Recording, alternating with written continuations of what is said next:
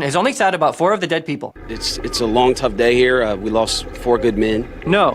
27 men died. 4 American soldiers and 23 Taliban soldiers. You said that 4 soldiers die and it makes you sad. But you said when Taliban soldiers die, it does not make you sad. I asked Base Commander David Hawkins to make it make sense. The last thing we resort to is hurting anyone. But you have to understand, it's our job to keep the American people safe from our enemies. And sometimes that includes... So if you kill your enemies at your job, it is not sad.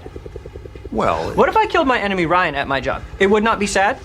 No, you shouldn't do that. But he is rude to me. He steals my yogurts. He makes fun of the way I talk. Look, only soldiers can kill without getting in trouble. Okay. Are you going to kill Ryan? No. It does not make sense. This is the Onion News Network. You can help spread the ideas of liberty with our Patreon for just $5 per month at amps.freetalklive.com.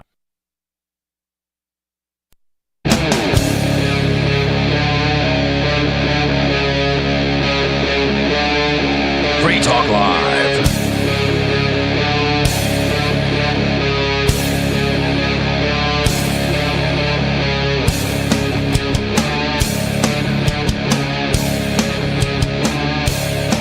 This is Free Talk Live.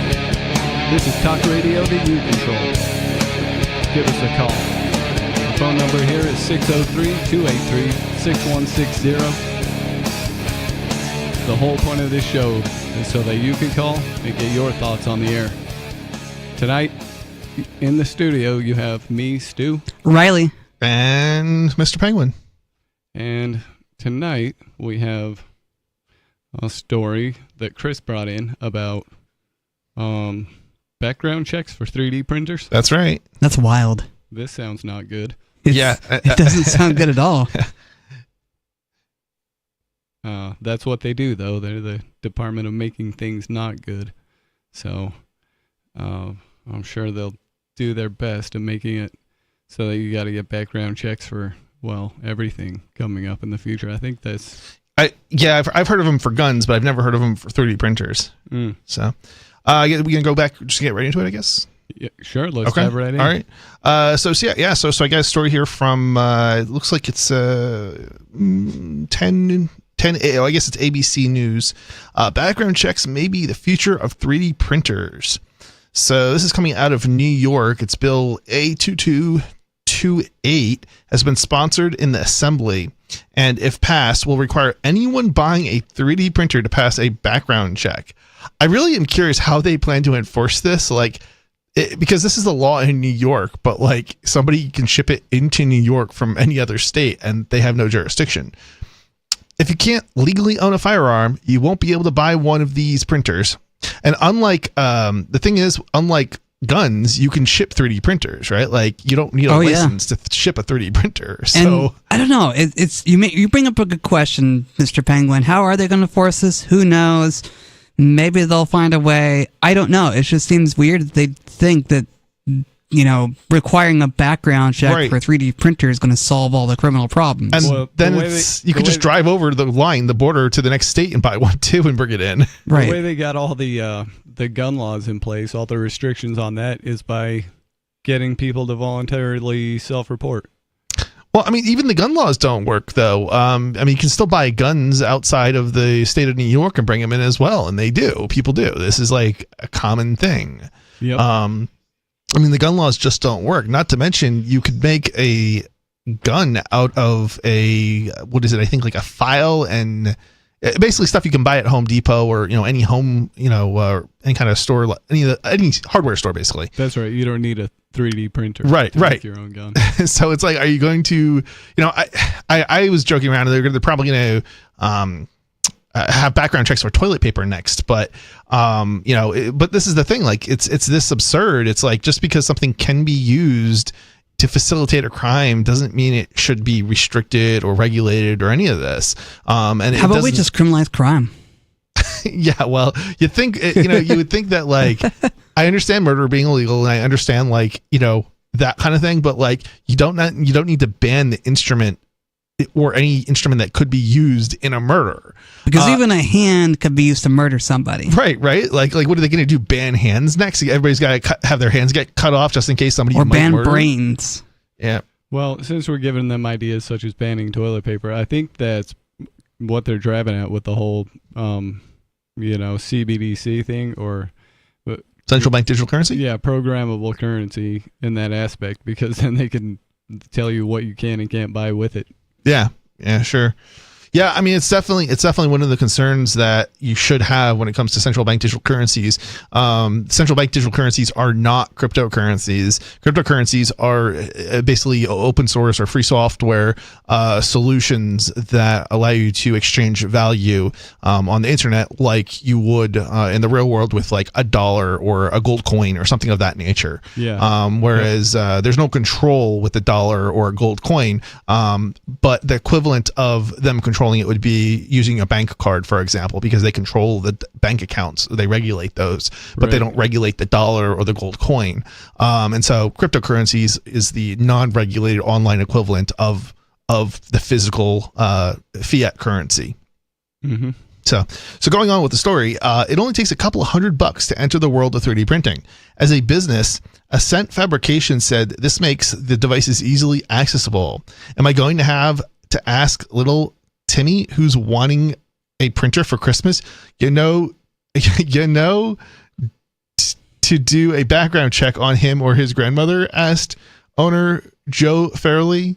Yeah, I mean, it does seem kind of ridiculous, but I don't know that Timmy is going to be able to use a 3D printer or buy a 3D printer at this point, because I'm presuming this means he's under 18, and the law restricts owning guns or buying guns in New York to those who are over 18, I believe, and it's heavily restricted. So presumably that means that these 3D printers will be heavily restricted too. So very few people are going to be able to own 3D printers in New York at that point, and certainly nobody under 18. Did they say specifically that they're banning? They want to ban on the 3D printers because you can make your own gun, or is it just they didn't really say? It's definitely in relation to the guns, but because I mean, you could just as easily 3D print a pretty good knife. You definitely could. It is an interesting question. Let's see. Let me keep reading here and see if it actually says guns. But that is the whole reason for the bill. I mean, it's like you don't even have to.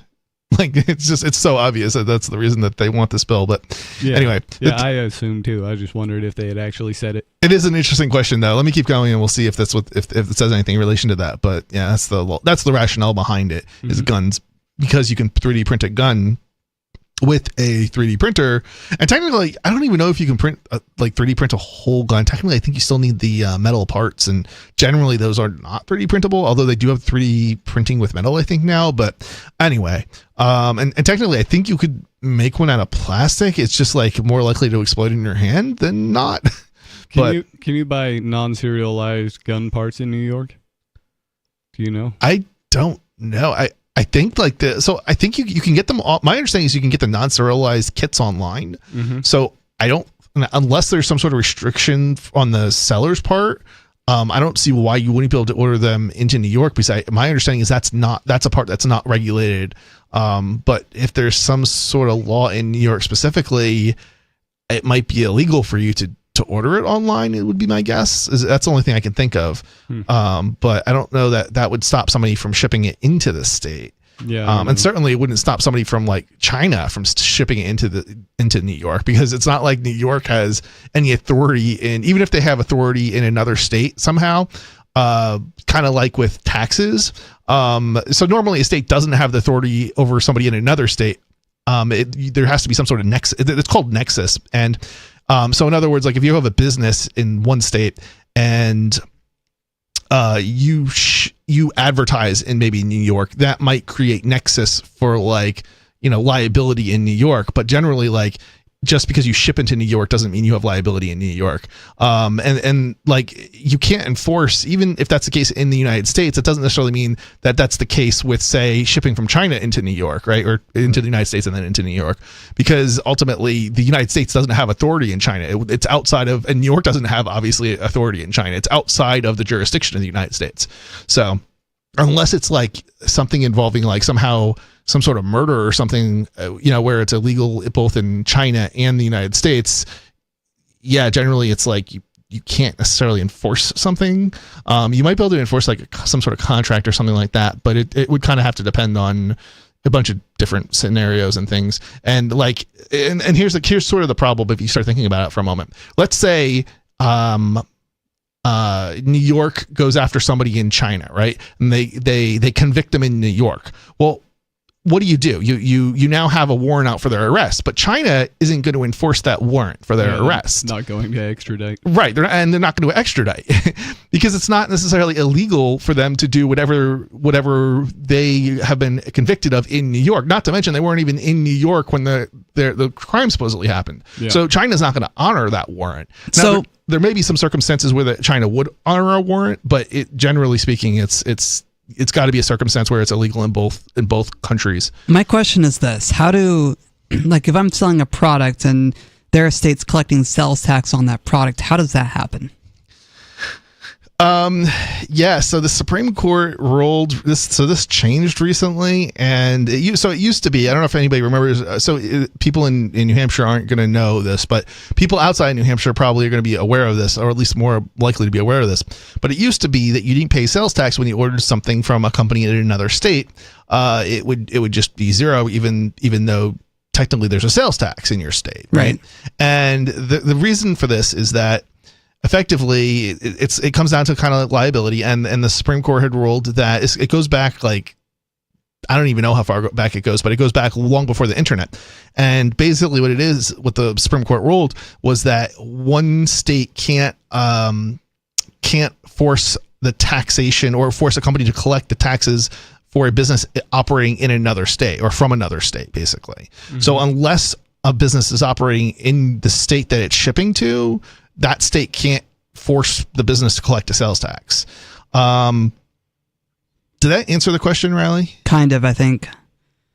Okay. I'm guessing that, I don't know, it's just confusing. The whole tax system is just so confusing because, I mean, if I were to sell a product to Chris Wade or Think Penguin or whatever, and they're in New Hampshire and they don't collect sales tax, that's great, but you know, if they're selling to me and I'm living in Utah, Utah's going to collect that sales tax. Well, okay, so the way the law changed, and this wasn't a change in the law in the sense that the courts changed something, or that the legislature changed something. This is a change in the law through the Supreme Court ruling. So what basically happened was a state decided to go and say, well, we're going to try to pass a law that forces businesses in other states, even if they don't operate here, to collect sales tax for us. And that went up to the Supreme Court, and the Supreme Court ruled, overriding their prior Supreme Court precedent. They ruled that, yes, a state can force a business in another state to start collecting sales tax.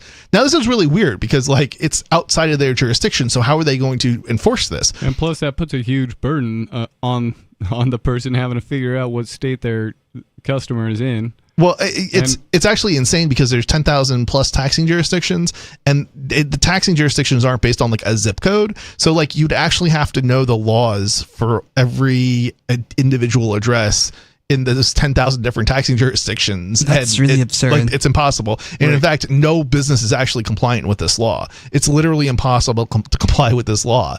There is no database. Yeah, there's no database that contains each individual address that says which set of laws, tax laws, are compliant. And if you start thinking about it, it gets even more crazy because, like, for example, in some places, there are these things called sales tax holidays. So normally maybe you have to collect a certain percentage, like 7% maybe, like Louisiana, for example. But on certain days, you're not allowed to collect the sales tax. It's a sales tax holiday. So now all of a sudden you have to start taking account of like these sales tax holidays in some states that do have a sales tax. And it also depends on like in Louisiana is interesting because they've actually got 3 different taxes that you actually would have to collect. One is like a parish tax, one is a city tax, and one is a state tax. Oh, geez. So like now you're talking about sending 3 different checks to 3 different agencies in Louisiana in order to sell one product to a single customer. Yeah, that's way too complicated. And it gets even more complicated than that if you think about it, because especially for like a business, like let's say you do computer repairs in New Orleans, right? Well, New Orleans actually consists of 3 different cities. So now it's actually 3, for five different places you'd have to send sales taxes to, depending on what address you're working at that day. Like if you're doing some sort of mobile repair. So and then it gets even more complicated because like some things, it depends on how you use the item. So like for example, Ethernet cables are charged at one tax rate if they're going to be installed inside a wall, and another tax rate if they're going to be outside of a wall. So like, yeah, and there's all sorts of examples like this and things. And I've never ever seen any online store ask me whether or not I was going to be installing an Ethernet cable inside a wall or outside a wall. And then my next question is, okay, and what if I want to use 3/4 of the cable inside a wall and 1/4 of the cable outside of a wall? What do I pay? What's the business supposed to collect tax wise? Yeah. Who knows? It just, I'm amazed that, these tax laws continue to persist and people just keep, pimping the system as though it's the best system we've got, when in reality the tax code is so obscure, so confusing. It's just so frustrating, dude. Yeah, I'm still trying to understand like how the U.S. Supreme Court's ruling is supposed to impact businesses. Like New Hampshire doesn't have any sales tax collection obligations for businesses. So like, is New Hampshire supposed to enforce a ruling from New York? That's like let's say we just ignore the law and we don't collect the sales tax for New York and we keep shipping stuff into New York. And New York's bureaucracy comes down on us and says, you owe this amount of money. Well, okay, what if we don't pay it, right? Like how do they enforce that? Now, in theory, you would think they would have to come to New Hampshire and, get in some sort of action here. But we don't have a sales tax collection obligation in the first place. Yeah. Even if that works for every other state just about, because all the other states have sales tax collection obligations, they don't have one in New Hampshire. And I think there's one other state. So it really does, beg the question of how is the jurisdiction supposed to work here? Is it supposed to go to some sort of federal court, or is it just a ruling that gets decided in New York and then gets enforced in New Hampshire somehow? And then it's like, what obligation does New Hampshire have to enforce that judgment, right? I don't know, but this is the logic of government, and it's absolutely insane. That's like a bowl of spaghetti trying to figure out all those direct lines, and just that's a nightmare. I can't imagine being in the position where that's what I have to do. Well, I mean, this is the problem with government too. Like, we're all guilty of committing all of these crimes. I want to know, has anybody ever paid use tax when a business did not collect the sales tax? Because the thing is, like, you were supposed to pay a use tax if you're in a state that has a sales tax, and you didn't, and the business that you bought from didn't collect a sales tax. You then are supposed to, like, at the end of the year, like, say how much you bought from out of state where the business that you bought from didn't collect a sales tax, and then you're supposed to pay a use tax on those goods.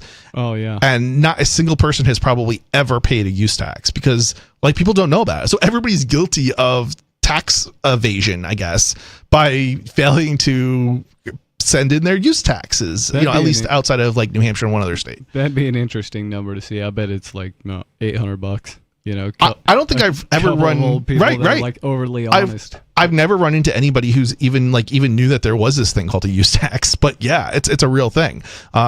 Nobody, and the thing is, like, there's one of the reasons why it's kind of irrelevant, and you probably shouldn't pay the use tax, is because there's no way for a state to enforce it unless they actually have some way of obtaining knowledge that you bought a good from another state. Mm-hmm. They won't know that you owe a use tax. So, until there's some mechanism to enable a government to enforce the use tax, and there isn't.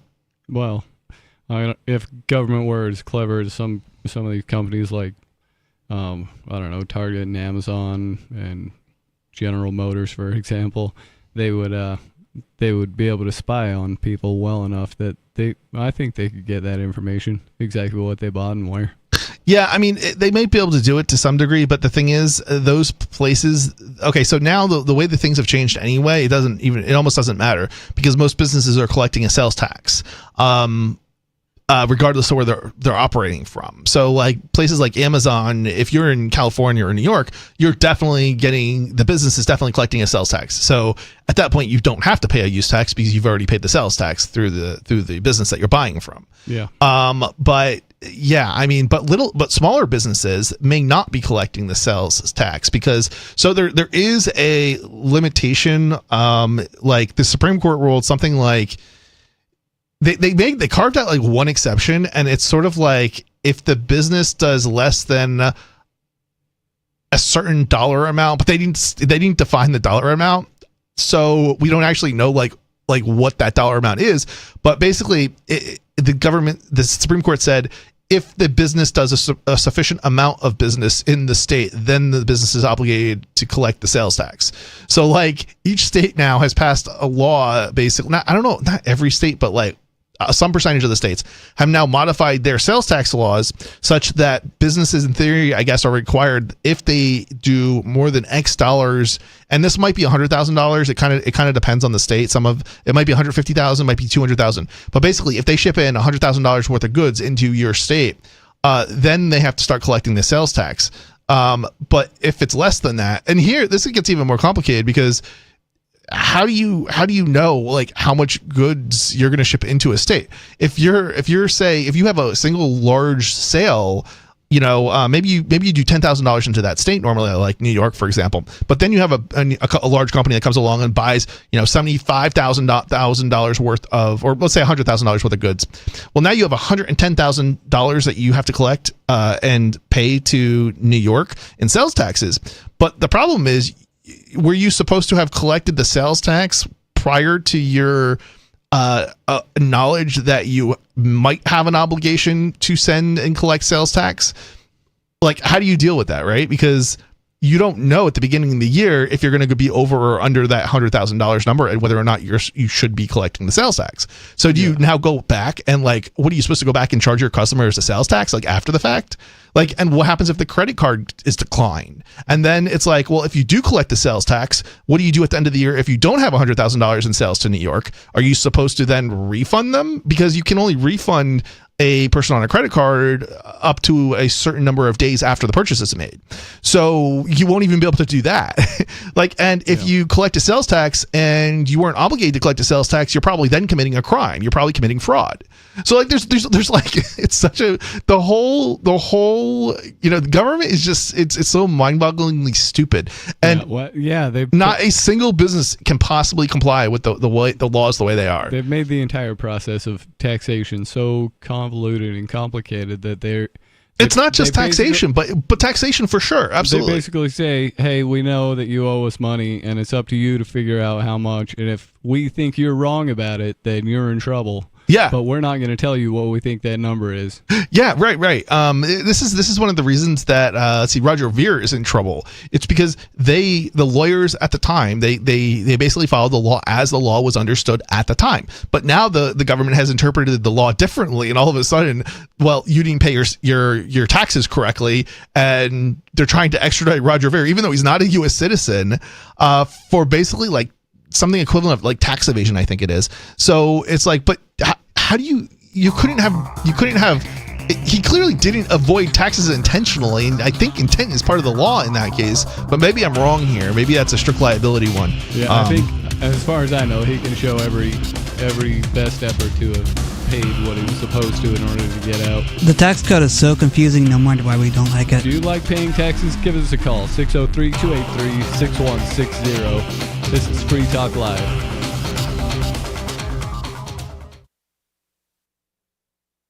We have some good news. The indictments against Ross Ulbricht in the District of Maryland were dismissed with prejudice, meaning they can never be refiled. This is especially good because those indictments contain the only charge ever made that Ross engaged in murder for hire. This was a serious allegation that Ross Ulbricht denies. It was never prosecuted or ruled on by a jury, but was trumpeted by the federal government and the media as if it were proven fact. The Maryland court held these indictments for almost 5 years, poisoning Ross's case and leaving him under a cloud of unproven allegations. allegations. As explained in Ross's appeal to the Supreme Court, the fact that the judge used these allegations to give Ross a draconian sentence of double life without parole violated his Sixth Amendment right to a jury trial. Judges are required to issue sentences based on convictions decided by a jury, not unproven allegations never even charged at trial. Although this is a positive development, the dropped indictment will not set Ross free. Now, a presidential pardon is Ross's only hope of freedom. Sign the petition at freeross.org. freeross.org. From Feature Story News in Washington, I'm Caroline Malone. US President-elect Donald Trump is expected to begin his second term by signing a series of executive orders once he takes office on Monday. 3 of the richest men in the world, foreign dignitaries and former presidents will attend the inauguration ceremony, which has been moved indoors because of the cold weather in Washington, D.C. Kate Fisher reports. The weather may be freezing in Washington, but President-elect Trump is fired up. He said he's preparing more than 100 executive orders for his first few days in office in a show of force that will set the tone for the next 4 years. Many are likely to reflect his pledges to bolster immigration enforcement and improve border security. Those jailed for their part in the January 6th attack on the US Capitol will be awaiting word of potential pardons, and world leaders will be watching to see if Donald Trump begins executing his plans for tariffs, land grabs, and ending wars. Every living former president is set to be at the ceremony, as well as tech billionaires Elon Musk, Mark Zuckerberg, and Jeff Bezos. Kate Fisher, Washington. A ceasefire and hostage release deal is underway between Israel and Hamas. It's part of a 6-week plan that has been agreed to in the last few days and comes after 15 months of war between the two sides that's led to tens of thousands of deaths. Sarah Coates reports from Tel Aviv.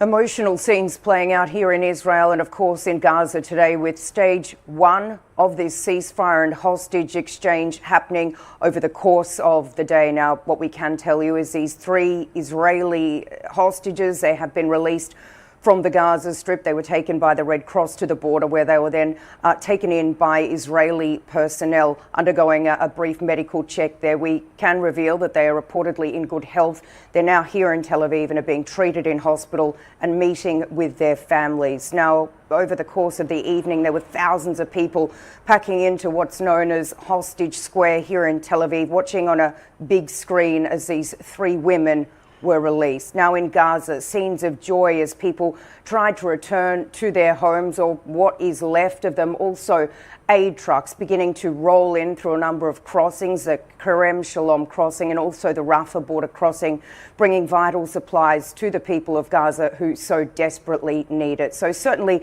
it does appear as though stage 1, day 1 of this ceasefire is definitely holding. There are also 90 Palestinian prisoners that have been released. These are 68 women, 22 minors.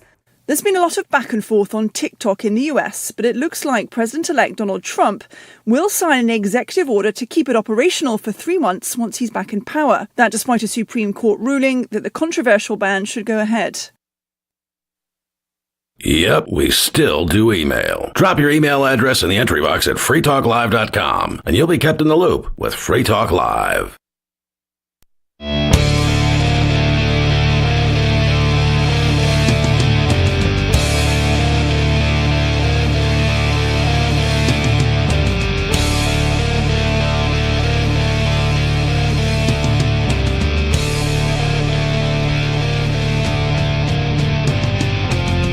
This is Free Talk Live.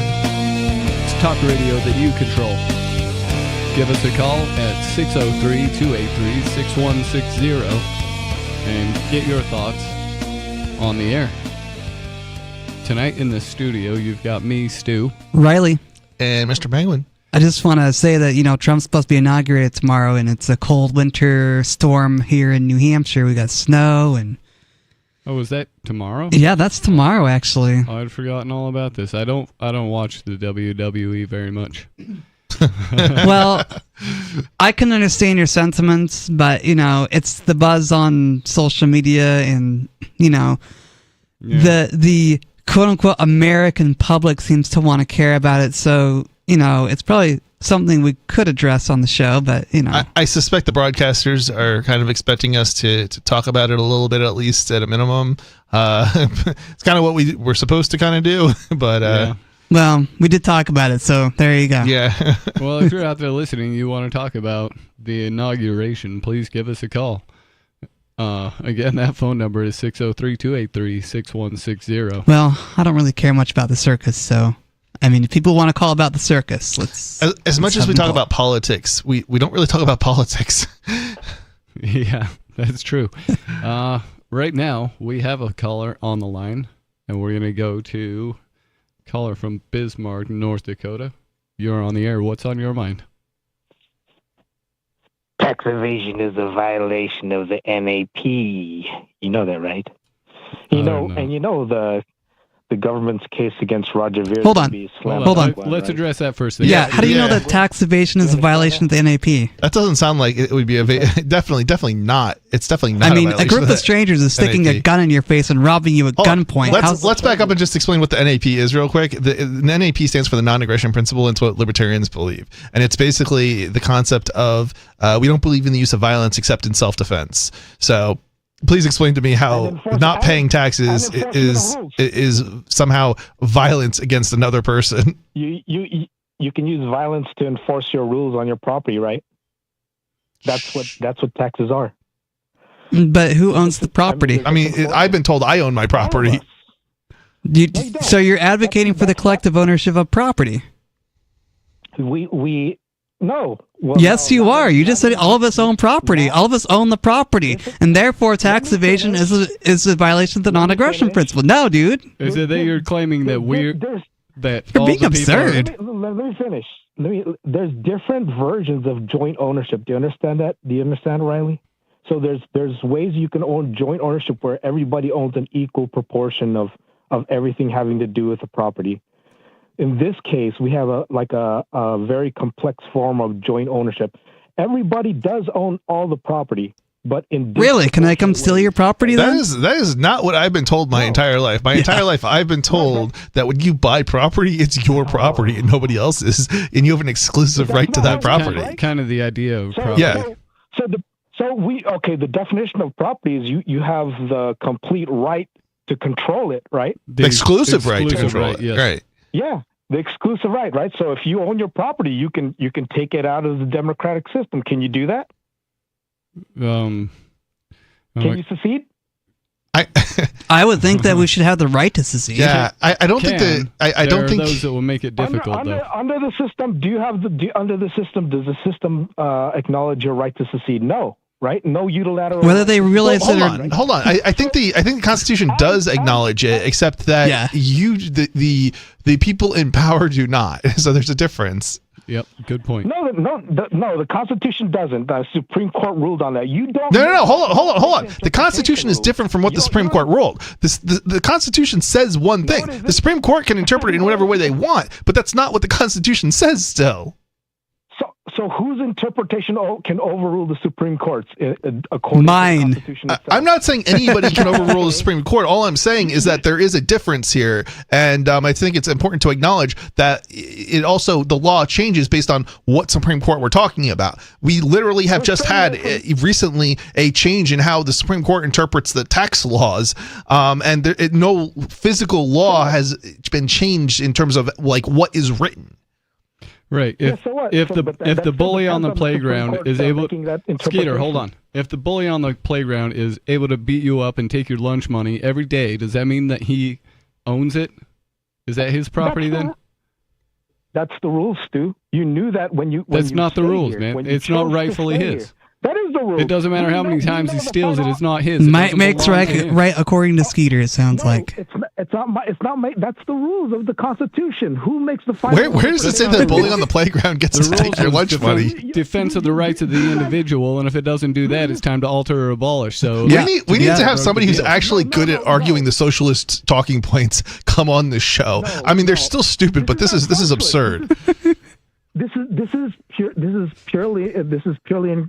conforms with capitalism. This conforms with contract law.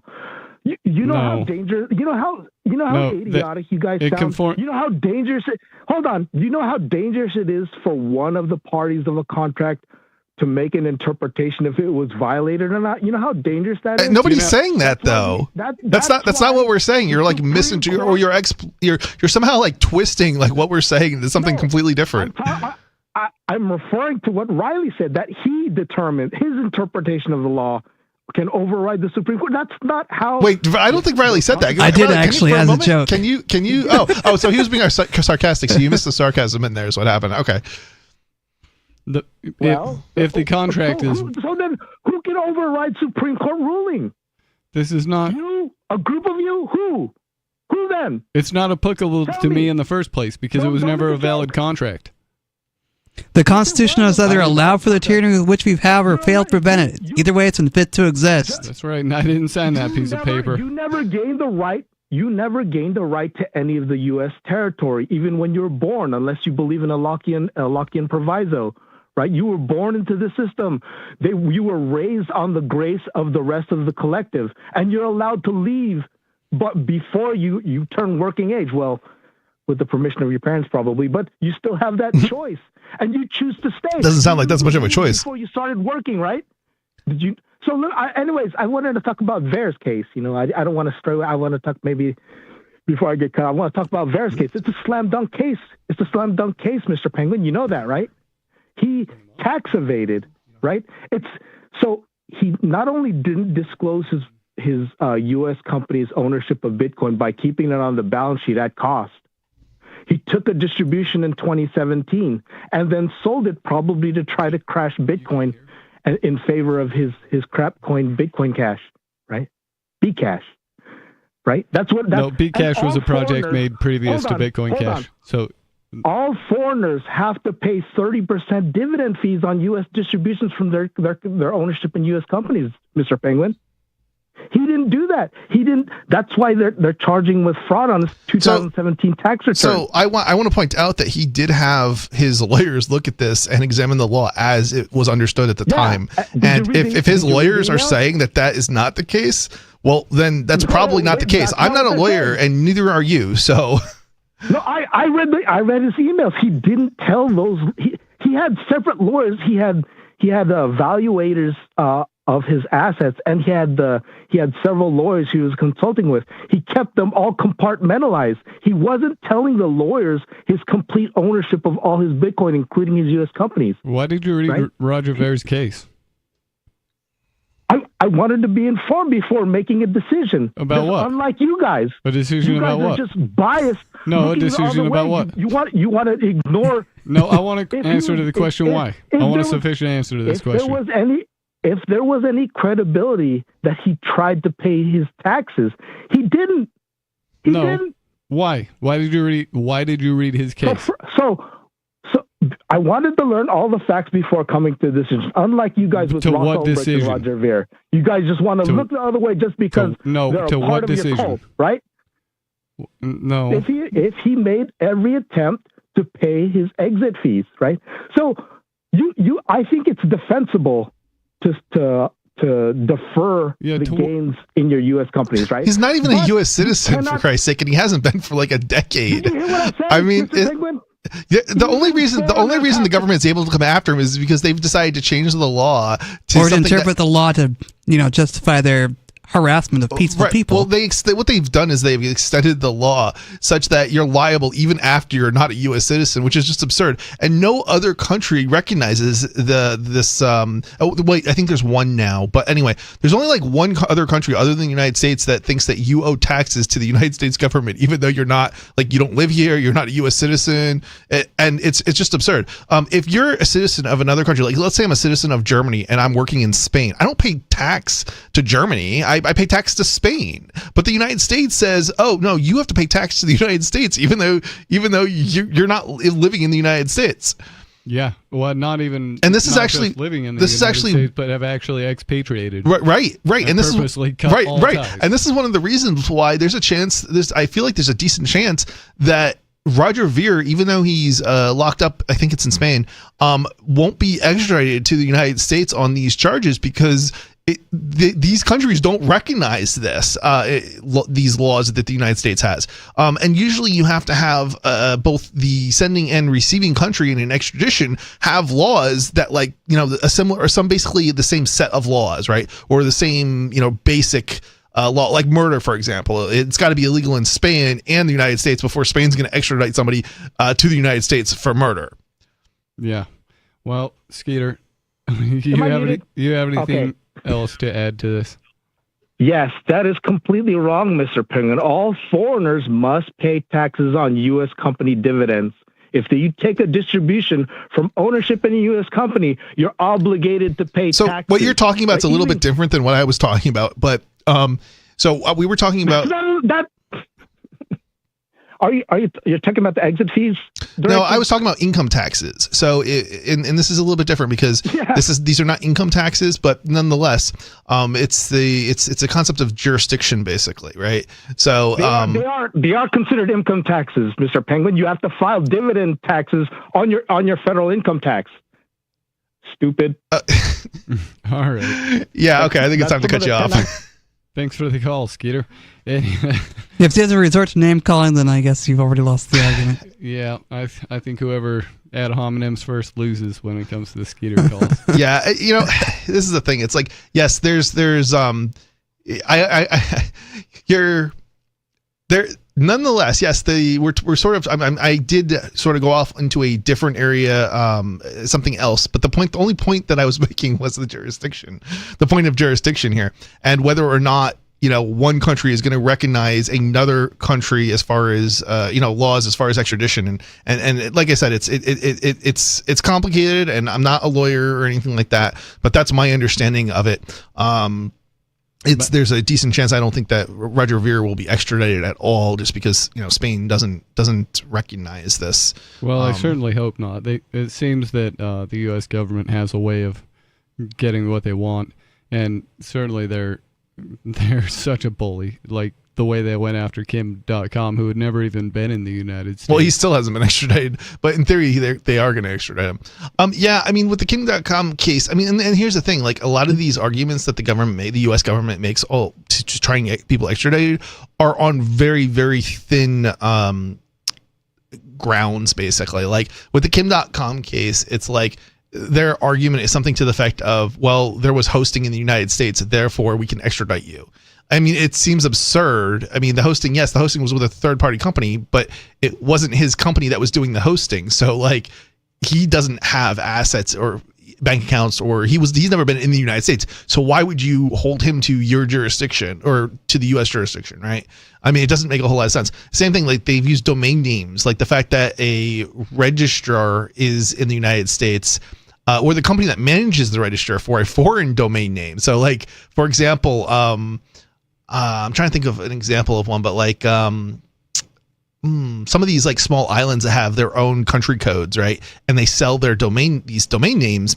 Well, the infrastructure is operated by a U.S. company. And so, like, you would think that the laws of the island or the country in question would be what determine like whether or not you can lose a domain name or it can be seized or something like that. But because it's the register is being operated by a corporate, it's been outsourced to a corporation that is in the United States. Then all of a sudden, like, they can take your domain name based on U.S. laws as opposed to the country in which the domain name is owned by or associated with. How does the registering work? Is that just not feasible for very many people to do? Say that again? You said it was the registering that was they had to do stateside? Yeah. So the company that operates the registry, or the registrar, I guess, they're two different things technically, but I'm probably going to mix up which is which. But in any event, one of them is like the who is maintaining the list of domain names, basically. So the domain name might be the top level domain name is what it's called. It might be, let's say it's the co.uk. That's a pretty common one that people know. It would be like, so the co.uk is owned by the United Kingdom, let's say it is. But it would be like, instead of having the list or the database of domain names managed in the UK, it's now outsourced to a company in the United States. And because of that, the U.S. courts can say, hey, this domain name for this person they're using it for piracy. So therefore, we're going to get a court order. We're going to issue a court order in the United States. A judge is going to do this, and they're going to say that domain name has to be transferred to some other company, right? Mm-hmm. Well, that court order can then be brought to the company that administers the registry, and they can be forced. They can be ordered to move the ownership record from the pirate site owners to some copyright owner, right? And they do this, even though it's a co.uk domain name. Yeah. Well, I don't know. That seems. I don't know that the co.uk is actually, and just to be clear, I'm not saying that co.uk is that the administration of it is outsourced to a company in the United States.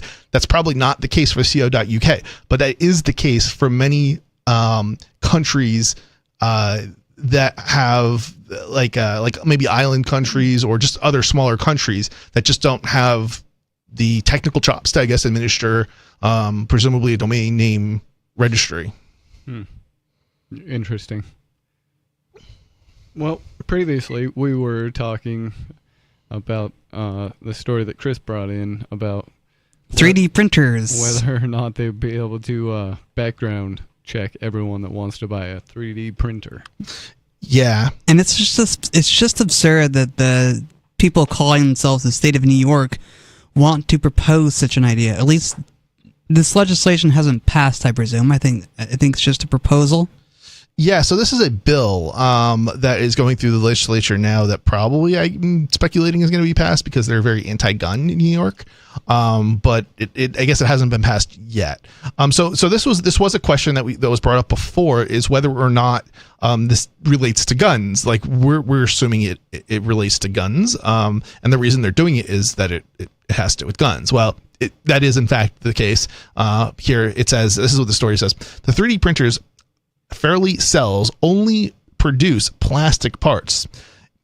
You'd be able to print some parts of a firearm, but they have to have some know-how to purchase the actual firing components made out of metal still. So in other words, you can't actually print a 3D gun without purchasing metal parts for it. Right, you can't print a firing pin, but you can buy one of those without a background check. Right, exactly.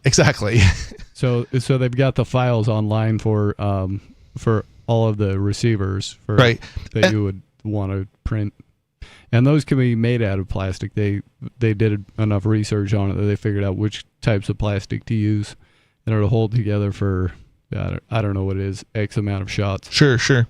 More than 10. So yeah. So it is illegal to print most gun parts in New York. Attorney Greg Rinke believes the proposal is an overreach. I think this is also going to face some constitutional problems. I mean, it really comes down to a legal parsing of what you are printing and at what point it is technically a firearm. Well, I don't even know. Like this is so confusing because it's regulating purchasing a 3D printer. It kind of skips over the whole gun thing altogether. It just says you have to have firearm, or you have to have a background check before you can purchase a 3D printer. But anyway, so what is the solution to ghost guns? Fairly thinks lawmakers should shift their focus to those partial gun kits that produce the metal firing components. Another possibility is to require the printer manufacturers to install software that prevents gun parts from being printed. That's just silly. It's a stupid thing. Like it is. It's there's no way that's going to work. Because like let's say you have like the manufacturer shipping software that is got this digital restrictions in it, right?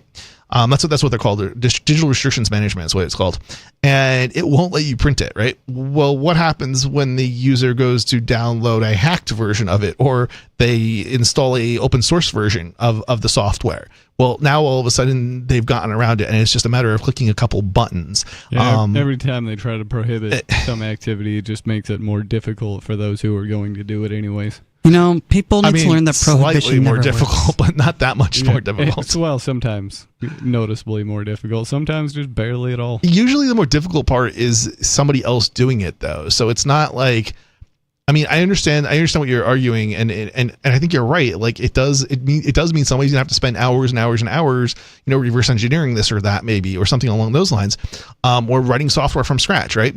But that's not really the thing that the person who's going to be bypassing the restriction is going to be doing. That's Right. going to be a couple of clicks of a button, probably. Right. And somebody's going to do it anyway. So right. It'll find its way. And through, it's not even like, that. This is probably a there's already likely a solution to the problem that even like, let's say they passed the law. Well, there's probably already, I can already tell you LOL, I think it's LOL bots is what it is, has a 3D printer where there is a complete set of source code. So like, what are you going to do? Like, I mean, even if they were forced to start shipping with DRM in the product, there's still source code that you can build from scratch, and anybody can do it. And anybody who publishes the binary makes it literally a 1-2 click thing in order to, print those gun parts.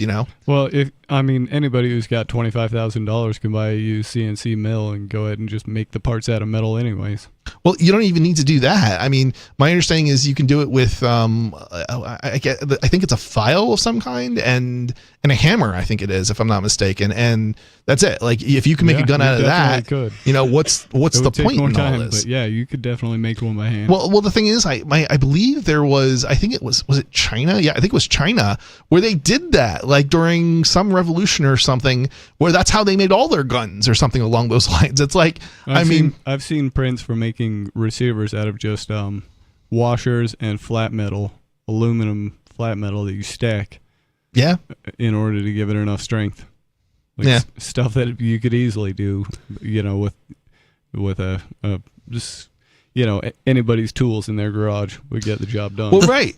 And it's like, there's already so many guns out there that, like, there's no way you're going to build, like, even if you can try and you might be able to change the law in certain countries where guns aren't prolific, but there's like something like 3 guns for every human being in the United States. It's something absurd like that. Like, and a large amount of people are not willing to give up their guns in the United States. It's part of the culture here. How on earth are you going to try and regulate something like that? It's just not going to be possible. It's just not. Yeah, I don't know. They always work real hard at changing people's minds on it, but don't get me wrong, and I'm sure they'll go after people and arrest people, and ruin people's lives. But it doesn't stop the crime from occurring. It doesn't stop people from using a gun inappropriately or murdering somebody. No, violent crime exists in places without it just throws people in a cage who don't agree with the law and would never have murdered anybody in the first place.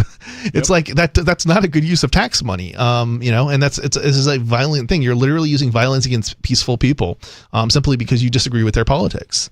I'm not a big Republican. I don't own. I'm not a Republican. Well, actually, I think technically I'm registered as a Republican, but I'm not. Anyway, I'm not a Republican for all practical purposes, and I'm a libertarian. And I've never owned a gun, but I can understand people's being upset, especially conservatives being upset with it, or not just conservatives, but also people who are gun enthusiasts, libertarians too. Oh yeah. Yep. I think I'm glad Americans haven't given up their guns yet. I also don't have one, but I know things get scary if they all disappear. Yeah, I definitely advocate for people to buy guns and learn how to use them, but I don't have one myself. Yep. What do you think about guns? Give us a call, 603-283-6160. Free Talk Live. Shrinkflation was bad enough. Now skimpflation? I'm Holland Cook with Inflation Hacks. As the cereal box got thinner, Merriam-Webster Dictionary added the word shrinkflation. But at least you can see it by looking at unit price. Now an invisible ripoff, skimpflation. When Smart Balance Spread reduced the share of vegetable oil by 40%, one customer complained that it spits all over when frying an egg and doesn't melt on toast. Maker Conagra quickly, quote, heard the feedback and decided to return to previous recipes. So it pays to squawk if, for instance, that 1,000-sheet roll of Scott toilet paper feels thinner. One shopper who weighed it and found it 20% lighter posted that quality has gone down the toilet. How are you coping? Post your inflation hacks at andyoucanquoteme.com. How many lawyers does it take to change a light bulb? None. They'd rather keep their clients in the dark. There are too many lawyer jokes to count. However, there are some lawyers with more noble intentions. At the Institute for Justice, we bring the light to our clients. We are a non-profit public interest law firm with clear values and principles. At IJ, we fight for those whose most basic rights are denied by the government.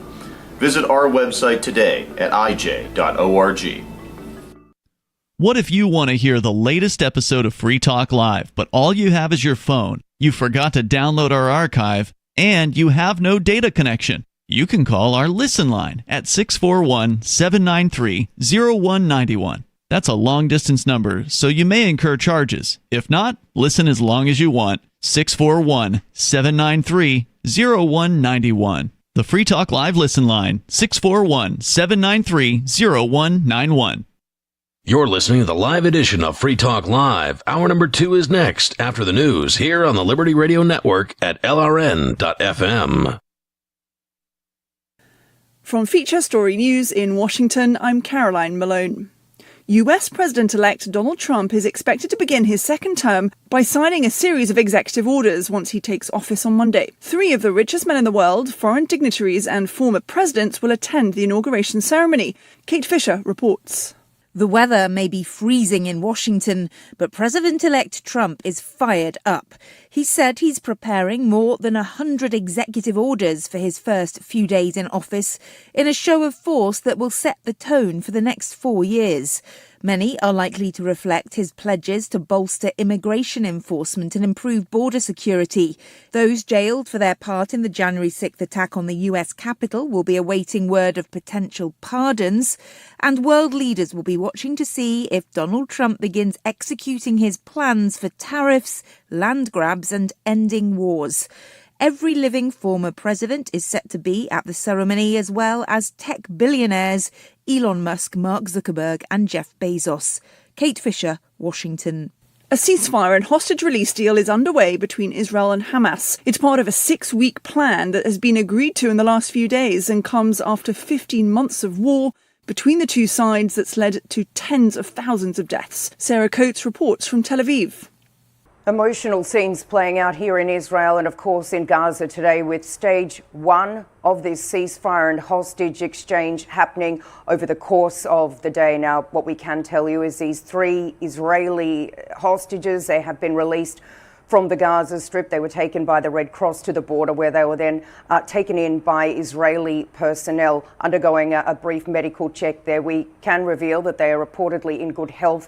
They're now here in Tel Aviv and are being treated in hospital and meeting with their families. Now, over the course of the evening, there were thousands of people packing into what's known as Hostage Square here in Tel Aviv, watching on a big screen as these 3 women were released. Now in Gaza, scenes of joy as people tried to return to their homes, or what is left of them. Also, aid trucks beginning to roll in through a number of crossings, the Kerem Shalom crossing and also the Rafah border crossing, bringing vital supplies to the people of Gaza who so desperately need it. So certainly it does appear as though stage 1, day 1 of this ceasefire is definitely holding. There are also 90 Palestinian prisoners that have been released. These are 68 women, 22 minors.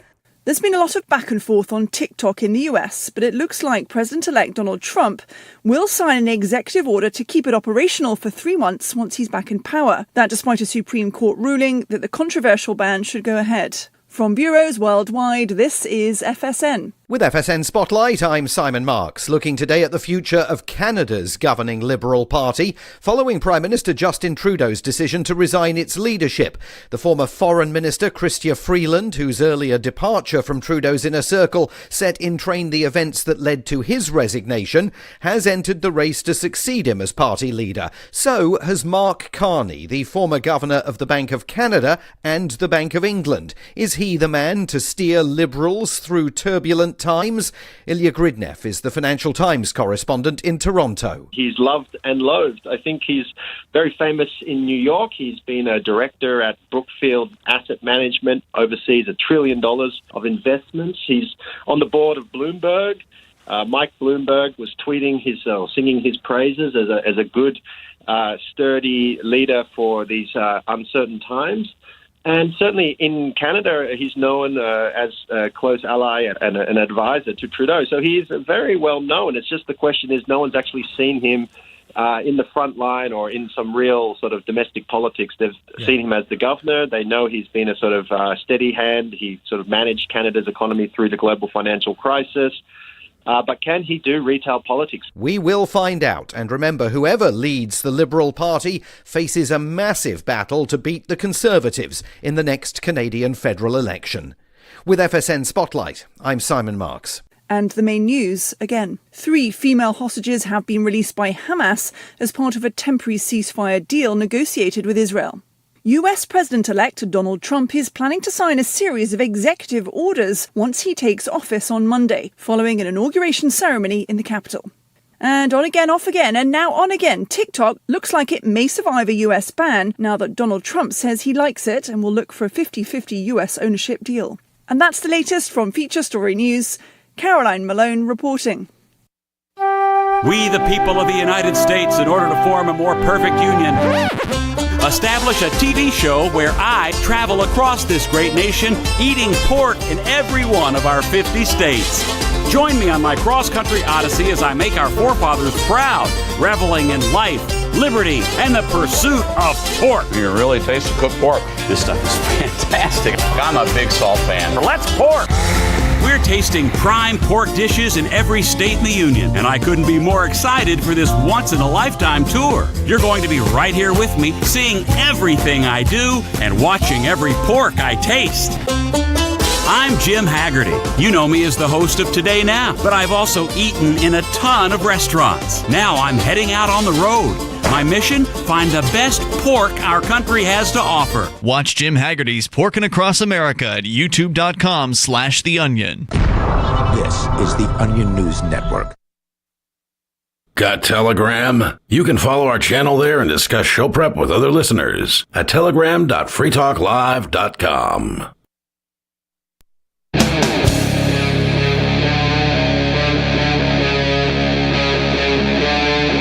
Free Talk Live.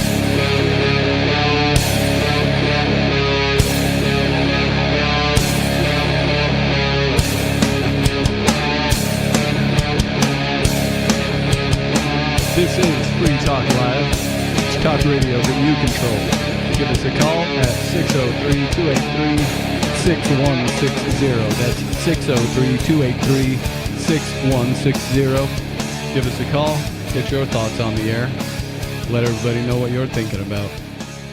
Free Talk Live is brought to you by LibertyMinded.com. Official Free Talk Live gear like t-shirts and hoodies are available at LibertyMinded.com. Plus, you'll find a unique collection of cool and funny Liberty-oriented clothing at LibertyMinded.com. That's LibertyMinded.com. In the studio tonight, you've got me, Stu. Riley. And Mr. Penguin. And one of the things a lot of people are talking about right now is this TikTok ban. I don't know how people would ever survive without their TikTok. Oh, I've got an AP headline here. It says, man accused of starting fire at congressman's office motivated by TikTok ban, police say. Well, maybe this government should stop banning stuff. Then these people wouldn't be burning down or trying to start fires in congressmen's offices. Yeah, I'm a little bit reminded of taking away the teenager's phone and they set a fire to your house or something, I guess. Yeah. Yeah. This is this is like one of these things where it's like, I feel like it's completely justifiable, but at the same time, it's like I'm not advocating anybody to go and do it. No. I agree. I mean, it's it's definitely justified to be upset when the government bans something because it's absurd that a group of strangers calling themselves government is banning something like TikTok. Yeah, we're not your children, okay? You don't own us. Yeah, definitely don't protect us from ourselves. I'm not, and the thing is, like, I don't want to say I agree with what the reps are saying about TikTok. In that I think it's more of a how do I say this? It's more of a manipulation that is some sort of security risk. It's I mean, I think it is a security risk, but not in the way that the government is claiming. They're just speculating, right? And so it is a security risk, but you shouldn't be told you can't use it. It's not up to the government or anybody else to tell you what you can and cannot use. You shouldn't use it, but you should do that because it's not a good idea for you to use not because somebody's telling you that you can't use it. Yeah, TikTok is just probably bad for your brain. I don't really know. I've never used it, so. Well, so TikTok is TikTok is like Facebook and WhatsApp and all of these other social media platforms pretty much. It's all short videos though, right? Yeah, it's like a short form video. It's like a short form version of like YouTube. I think is kind of the way to describe it. But it's like a lot of these platforms are terrible, but most people aren't willing to use the better platforms. And it's shortening an already short attention span. Yeah. And there's probably something to be said about like the way TikTok works and the algorithms and things, which are probably also like I could see why somebody might object to them. I think the bigger concern though here is that like once the government gets to decide like what platforms can exist and what platforms can exist, you end up being forced into platforms that are more highly regulated and controlled by one group or another. And I think in this particular case, this is probably mostly impacting a younger generation. As far as I understand, I believe it's the younger generation that's primarily. It's mostly Generation I would assume Z. that as well, but I've seen people older than me just glued to their TikTok. Sure. It's not so much that there is nobody else using it, but it may be that the interests of the elite and the politicians, for that matter, are such. It's a bipartisan. I believe it was bipartisan, the bill and the law that got passed. But I suspect if you look at it, they probably are looking towards older voters, and if they can influence the younger generation by banning the platform on security grounds, quote unquote, then they can manipulate. They can sort of manipulate and maintain their power. Yeah. And I think this applies to both the left and the right. Anyway, but the point is, what I'm trying to make is that this is a very, very dangerous thing, because if they can ban this, well, what are they going to ban next? Yep. Well, we've got a caller on the line, so we're going to go to the phones. This is an unscreened caller. What's on your mind? Yeah. Good evening, guys. Hi. What'd you call about? Yeah, well, I wanted to see if you guys do libertarians pay taxes? Yeah, lots of libertarians pay taxes. That's like that's like a question of like, do you follow the law as a Democrat or a Republican? It's like, yeah, most of the time, but sometimes no. Yeah, it depends on who you ask. Well, I was just curious because I don't pay taxes. Thank you for your service. Yeah, I would say thank you for your service, and I would say that libertarians probably don't pay taxes, probably on par with with the left and the right. Yeah, I would say I try and avoid taxes as much as possible. I think it's generally accepted that they would pay as little as they can get away with. Yeah. Well, that's not the reason I called. So why'd you call? The reason I called is I wanted to let you guys know, if you don't know already, starting January 21st, a bunch of our planets are going to line up in the sky, and you'll be able to see Venus, Mars, Jupiter, and Saturn with the naked eye. Oh, cool! That's pretty cool. That's gonna go on for a whole month, starting the 21st. Huh. So if you get any cloudy weather, you'll still get a break. Interesting. Maybe it's time for me to buy a telescope. Well, he said your naked eye. With the naked eye, you don't need a telescope. Yeah, it might be. It might be more fun. I mean, with a telescope. But well, yeah, if you have a telescope, you can see Neptune and another one that they're all up there at the same time, and they're going to be aligned on the. Was it 28th? They're all going to be lined up in a straight line. Wow, that sounds pretty cool, honestly. I mean, that doesn't happen very often. I would think not. It's very, do you know how very rare? Do you know how rare that is? Is this like once every 20,000 years? I don't have that fact. Huh? I don't have that fact. Yeah. Well, that's definitely interesting. Yeah. Well, I thought I'd drop that on you guys. Thank you. Thank you.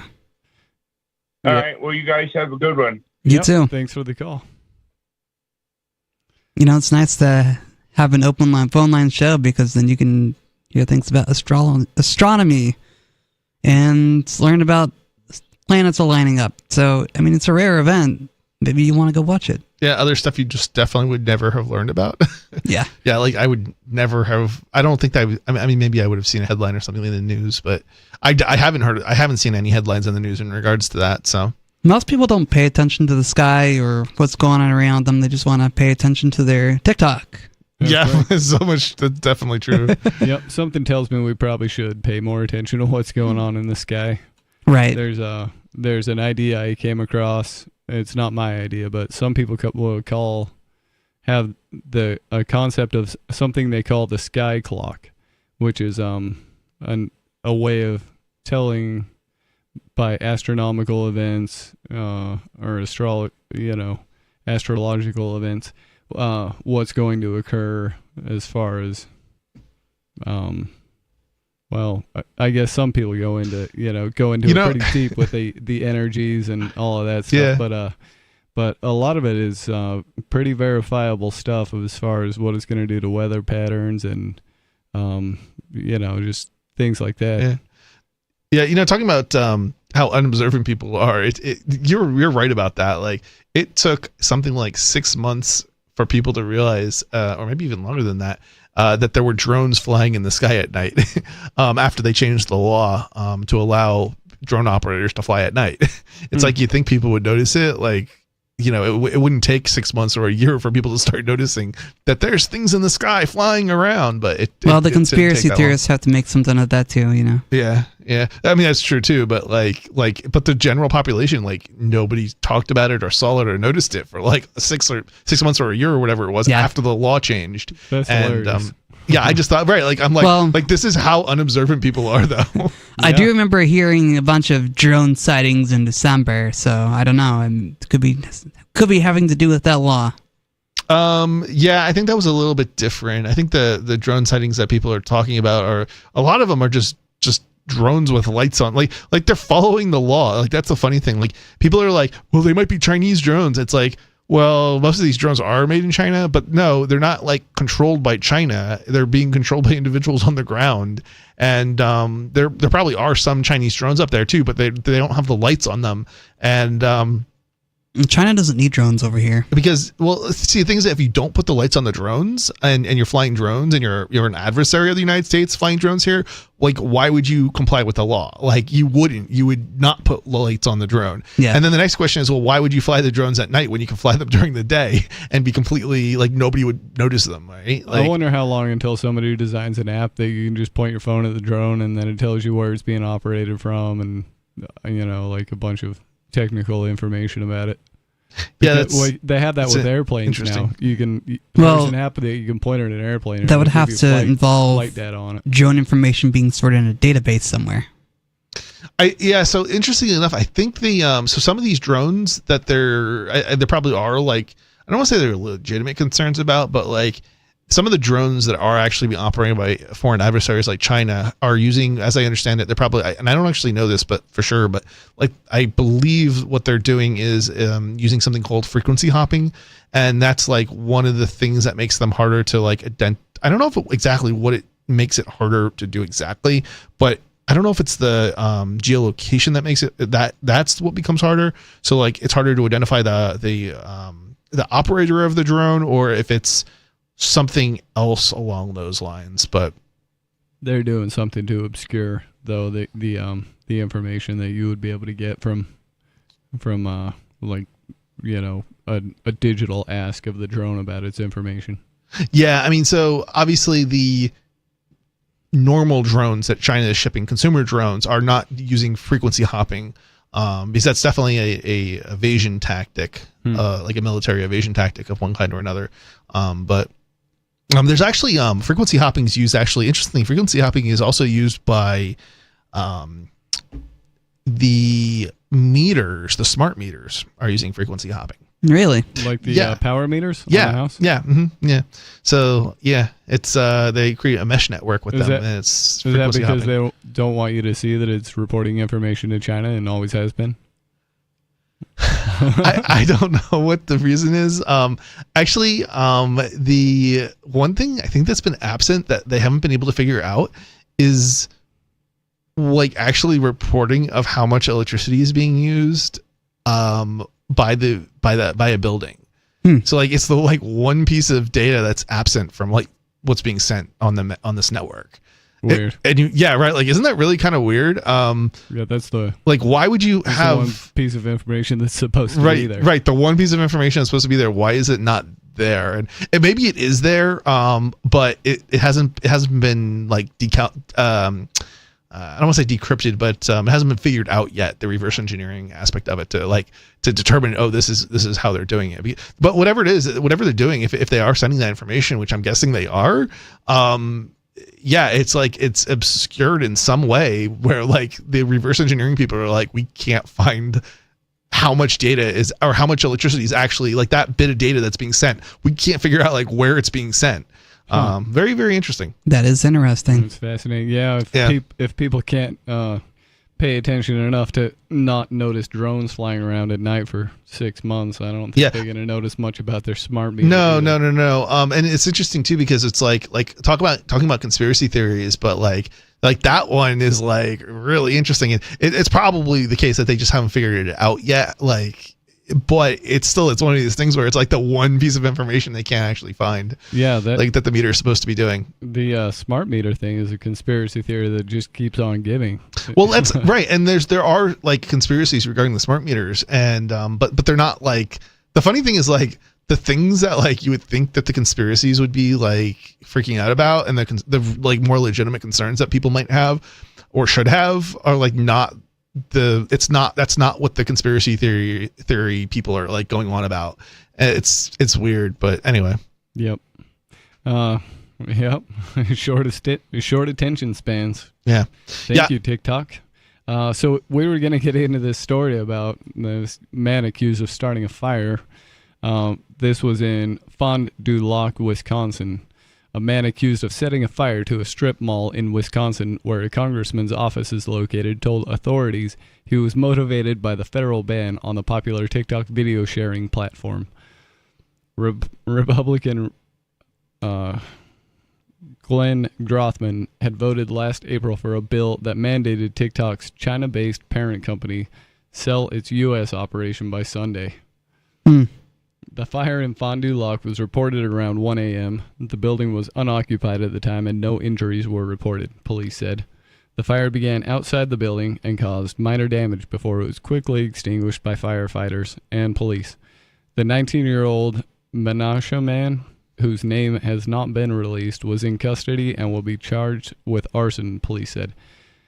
They said he was arrested after he was seen near the mall watching the fire. Grothman said he was aware of the fire but had no immediate comment about it. That's where the story ends. I have more questions though. I wish they would have done a better job with this one. Yeah, I mean, I guess there's not much to say though. So, a guy threw a tantrum and decided to burn down his congressman's office, but didn't do a very good job. I mean, sure, but it's probably best that you don't burn down offices. Maybe you should go, maybe a better response might be to ban the government. See, here's the thing, like,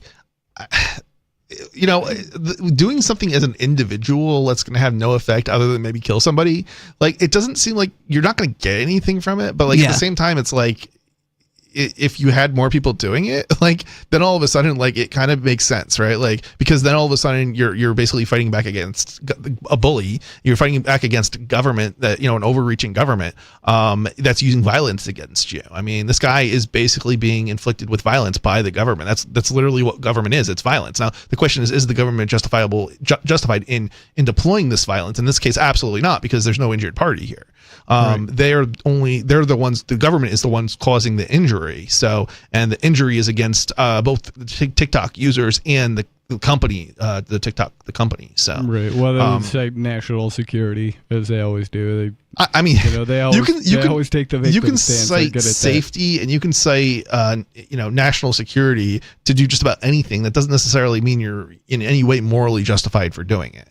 Well, the gang justifies their aggression through, acts of protecting America and safety all they want, but while eroding your rights. I mean, the Patriot Act came into play because the United States wanted, at least the government back then, wanted to survey the so-called terrorists, and here we are, over 20 years on, and the surveillance state has not shrunk at all. They're more worried about China surveilling them than the U.S. government. That's right. They went ahead and wrote the Patriot Act before they even had a need for it. So, yeah, that is actually an interesting point. The Patriot Act was written before 9/11, which, I mean, talk about conspiracy theories, but yeah, that's kind of concerning. That they already had a plan in action for this scenario to take away our rights. Yeah, right. They just found something to justify that. I don't think the so-called lawmakers really care about China surveilling us as much as they really want to fill their pocketbooks with money and power and authority,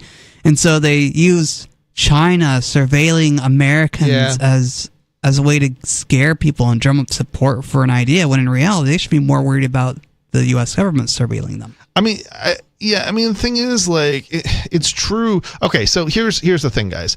It's true that China is likely using TikTok to surveil the U.S. population, and in some respect, that could be a national security threat. The problem is that this bill is focused on TikTok specifically and doesn't solve the problem of everybody being surveilled by every company on the internet, just about. No, it really doesn't. Every company is surveilling you.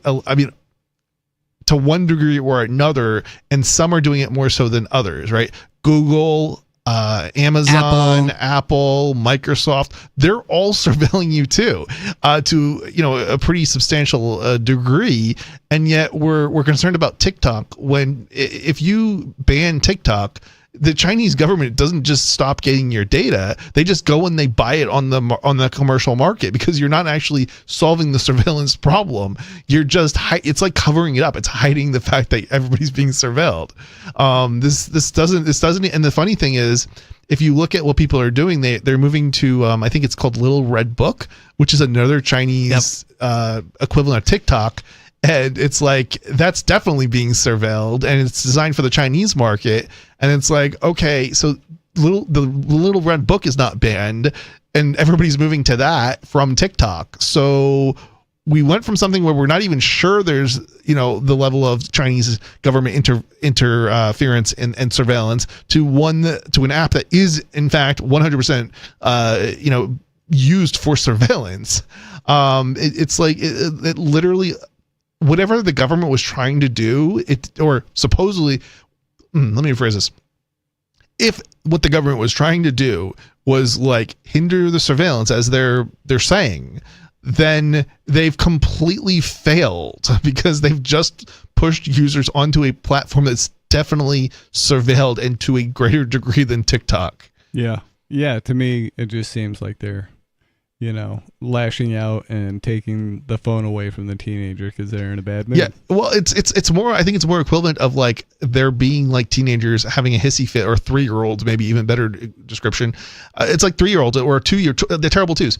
It's like a bunch of 2-year-olds having a fit, basically, about something they don't control, and it basically doesn't. And then when they actually get their way, it doesn't actually accomplish what they're trying to accomplish, or they're saying they're trying to accomplish, which kind of really makes you wonder what the actual ulterior motive is, or are they this incompetent, or is there some sort of an interior motive? And I think there probably is more likely to be an ulterior motive here. But yeah, I mean, what that is exactly, I speculated earlier, that it's likely because they want to stifle the speech of a younger generation that maybe they don't want to have to cater to, as far as, getting their votes. If you look at the makeup of politicians, they tend to skew to the older side of the older population. And they just want to be the nanny state to protect young people from online threats. Oh, I don't think that's the case at all. I think that's what they use as an excuse to get laws passed. It's the excuse, and people believe them.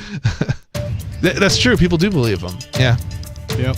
Well, it looks like there was a TikTok ban that was about 14 hours long, but it's back now. Are you a TikTok user? Give us a call. The phone number here is 603-283-6160. This is Free Talk Live.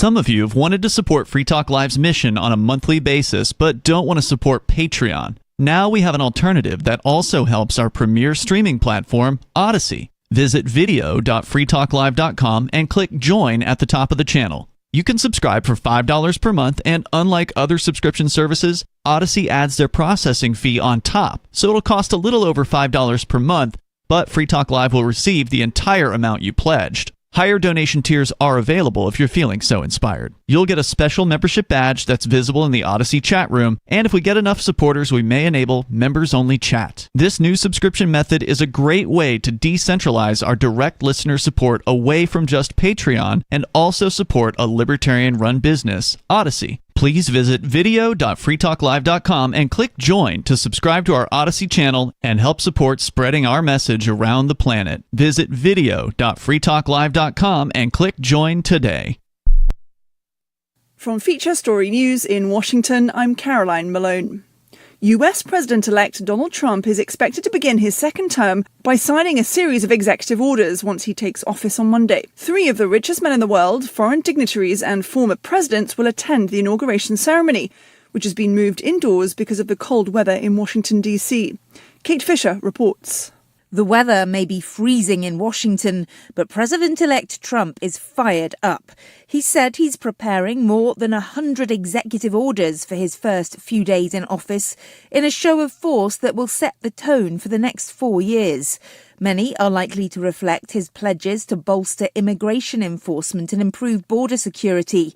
Those jailed for their part in the January 6th attack on the US Capitol will be awaiting word of potential pardons, and world leaders will be watching to see if Donald Trump begins executing his plans for tariffs, land grabs, and ending wars. Every living former president is set to be at the ceremony, as well as tech billionaires Elon Musk, Mark Zuckerberg and Jeff Bezos. Kate Fisher, Washington. A ceasefire and hostage release deal is underway between Israel and Hamas. It's part of a 6-week plan that has been agreed to in the last few days and comes after 15 months of war between the two sides that's led to tens of thousands of deaths. Sarah Coates reports from Tel Aviv. Emotional scenes playing out here in Israel and, of course, in Gaza today, with stage 1 of this ceasefire and hostage exchange happening over the course of the day. Now, what we can tell you is these 3 Israeli hostages, they have been released from the Gaza Strip. They were taken by the Red Cross to the border, where they were then taken in by Israeli personnel undergoing a brief medical check there. We can reveal that they are reportedly in good health. They're now here in Tel Aviv and are being treated in hospital and meeting with their families. Now, over the course of the evening, there were thousands of people packing into what's known as Hostage Square here in Tel Aviv, watching on a big screen as these 3 women were released. Now in Gaza, scenes of joy as people tried to return to their homes, or what is left of them. Also, aid trucks beginning to roll in through a number of crossings, the Kerem Shalom crossing and also the Rafah border crossing, bringing vital supplies to the people of Gaza who so desperately need it. So certainly it does appear as though stage 1, day 1 of this ceasefire is definitely holding. There are also 90 Palestinian prisoners that have been released. These are 68 women, 22 minors. There's been a lot of back and forth on TikTok in the US, but it looks like President-elect Donald Trump will sign an executive order to keep it operational for 3 months once he's back in power. That despite a Supreme Court ruling that the controversial ban should go ahead. Our Matrix server is about as free as internet chat can be. Join the existing rooms or create your own at chat.freetalklive.com.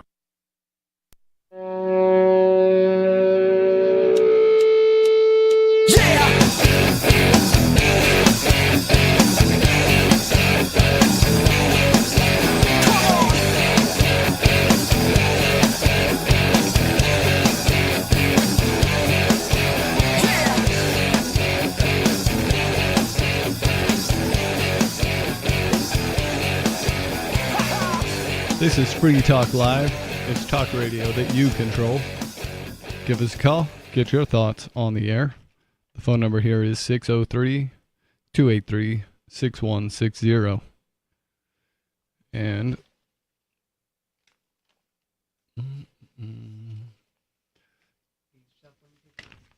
Sorry about that, folks. I'd like to thank tonight an amplifier. I'd like to thank Rob for being an amplifier with us here at Free Talk Live. That means that Rob went to amps.freetalklive.com and signed up to support the show. AMPS stands for Advertise, Market, Promote, and Support. Thanks to Rob and everyone who supports us. Again, that's amps.freetalklive.com if you'd like to check out the perks and benefits of becoming an amplifier. In the studio tonight, you've got me, Stu, Riley, and Mr. Penguin. And we've been kind of all over the board tonight, talking about a bunch which of is typical for Free Talk Live. Mm-hmm. We're always all over the board, and that's probably a good thing for a show like ours. We definitely get around. Yeah, open phones, We open do. topics.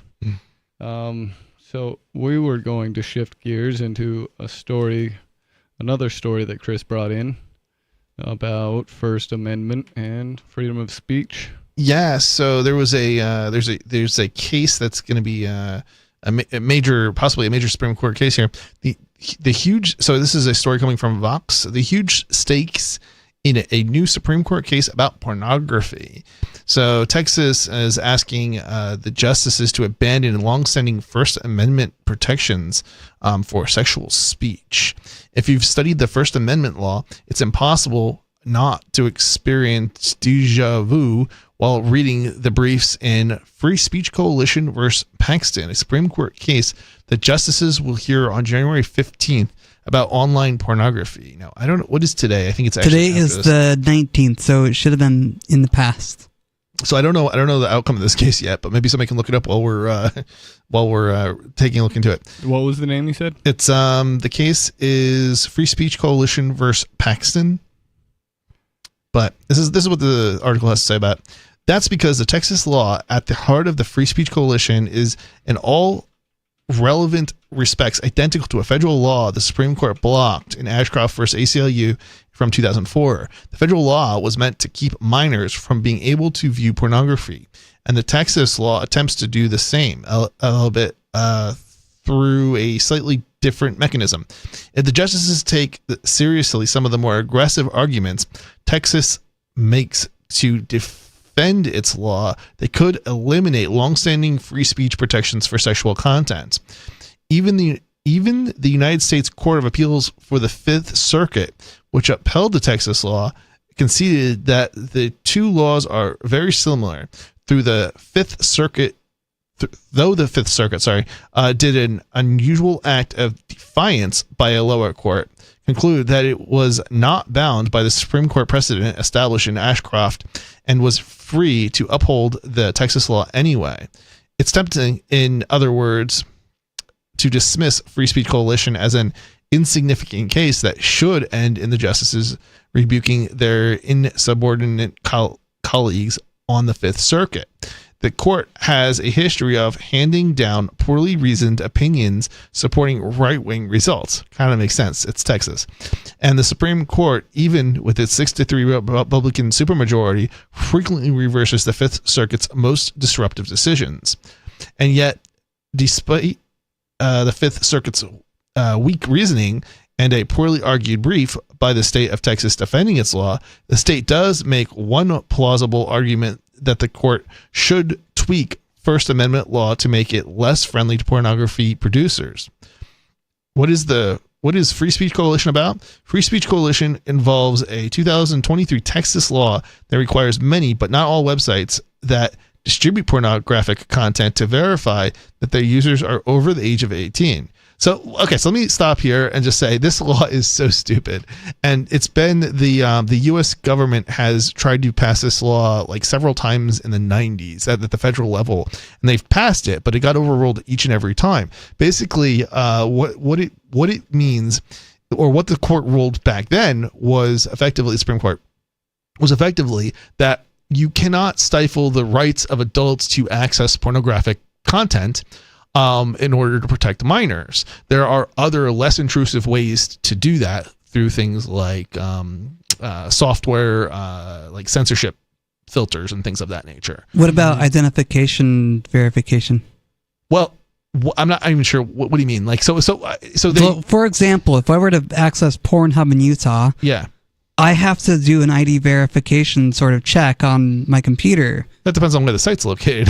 Okay. But in theory, yeah, the law in Utah and I believe Texas now says something to the effect of the site has to do an ID. The whole problem with this though is that like it would only apply to sites that are within Utah or within Texas, because once you leave Texas, you don't have to apply by Texas or Utah law. And even if we had some sort of law at the federal level that says you have to comply with Utah or Texas law, what about all the websites, the pornographic sites that are operated from outside of the United States? You still wouldn't have to, those sites still wouldn't have to comply. So you're not really protecting kids. It's just giving people the illusion that like kids are protected through laws like this. It seems like the precedent has been set that even though that shouldn't be the case, I think that is pretty much the case. If the U.S. says you got to do something, people either do it or they just shut down business and they don't operate in the U.S. anymore.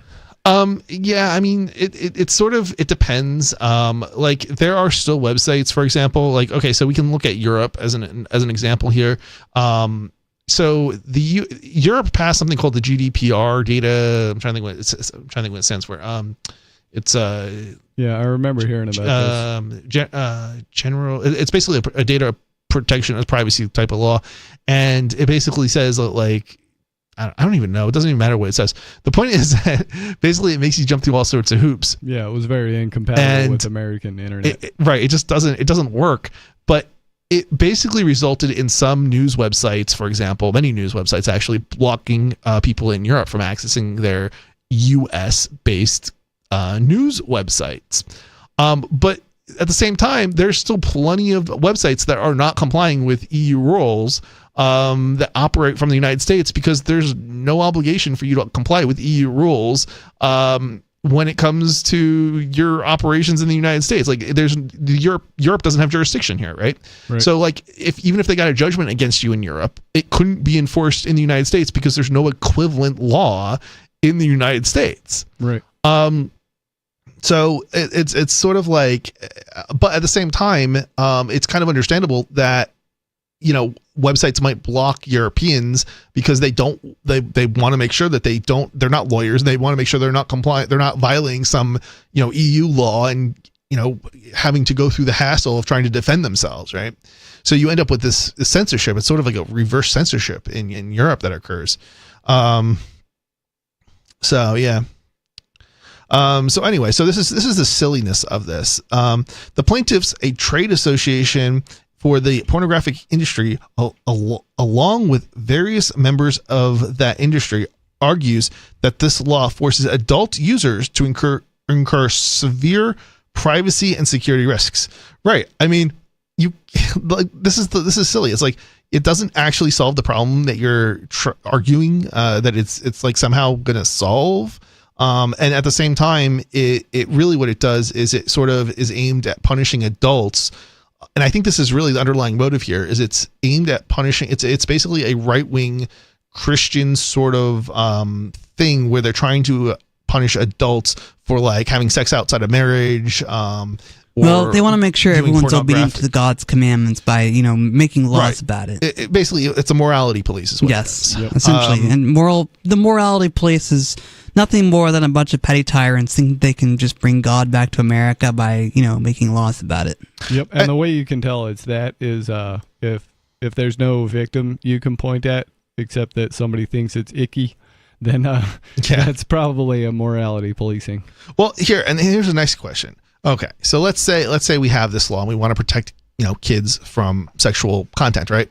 Well, are we going to make sure that women are, you know, have a full veil, you know, because people in the Middle East think that if a woman's face or hair is shown, that's sexual. Yeah. So should we make sure that there's no women in any kind of content anywhere on the internet? No, and absolutely. Because that's the next step. Or what about gay people? I mean, how are we going to prevent that? Absolutely. We should ban, you know, LGBT content or anything that, you know, might make, you know, gay people like out to be not creepy sexual pedophiles or something like that, right? Like, it's like it's absolutely absurd. There is no harm, and if to whatever degree that you think there is harm here, it's something that you can solve through other means, like age restriction software or whatever that you can install on your computer or whatever. Mm-hmm. So, but even then, young people can still get around the age restriction software.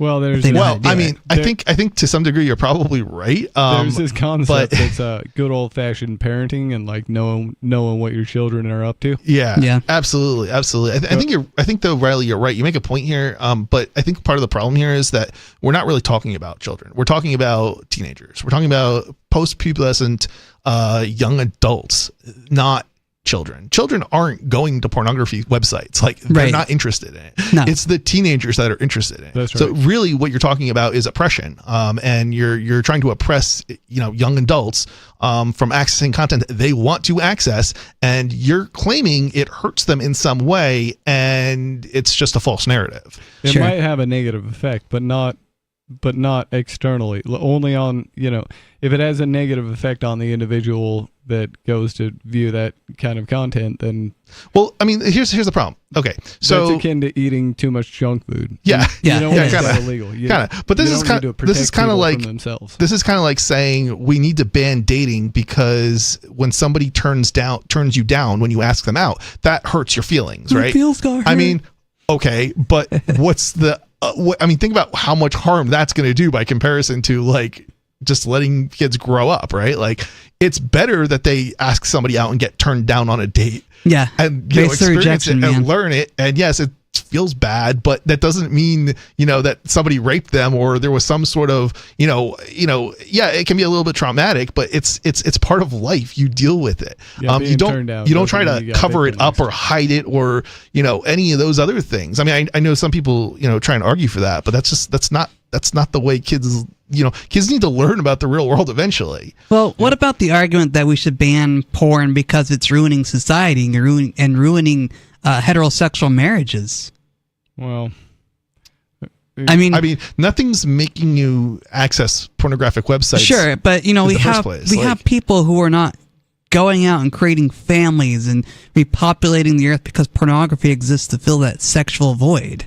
I would say if that's your concern, there's a lot of other incentives that have been put in the way that are far more concerning than pornography. I think the biggest thing the biggest stumbling block to actually like reproduction is actually that we've told every single young person for many, many decades now that the way to be successful in life is to go to college and hold off on having sex and marriage. I mean, that's the thing that's the reason our population is in decline. It's the primary reason.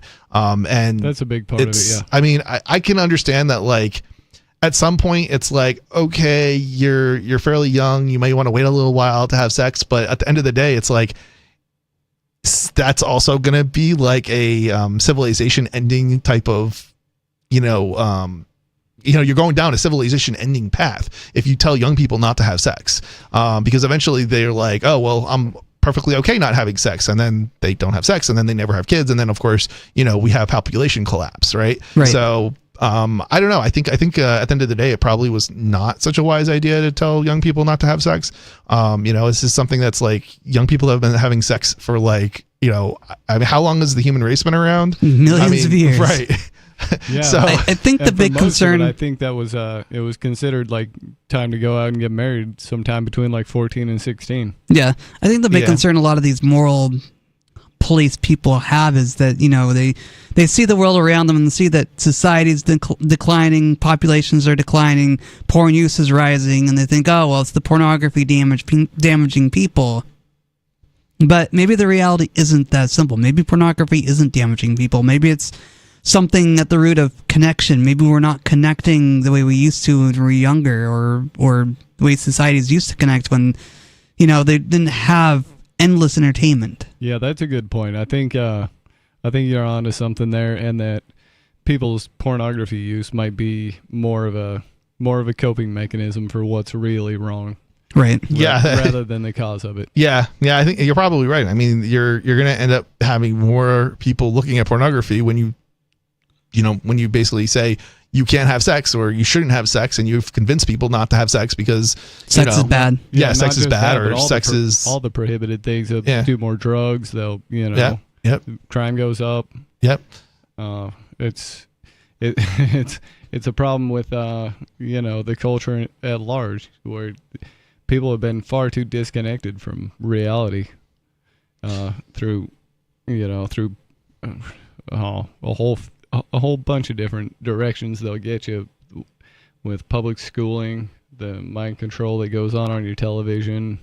They got endless ways to get at you. The environmental toxins.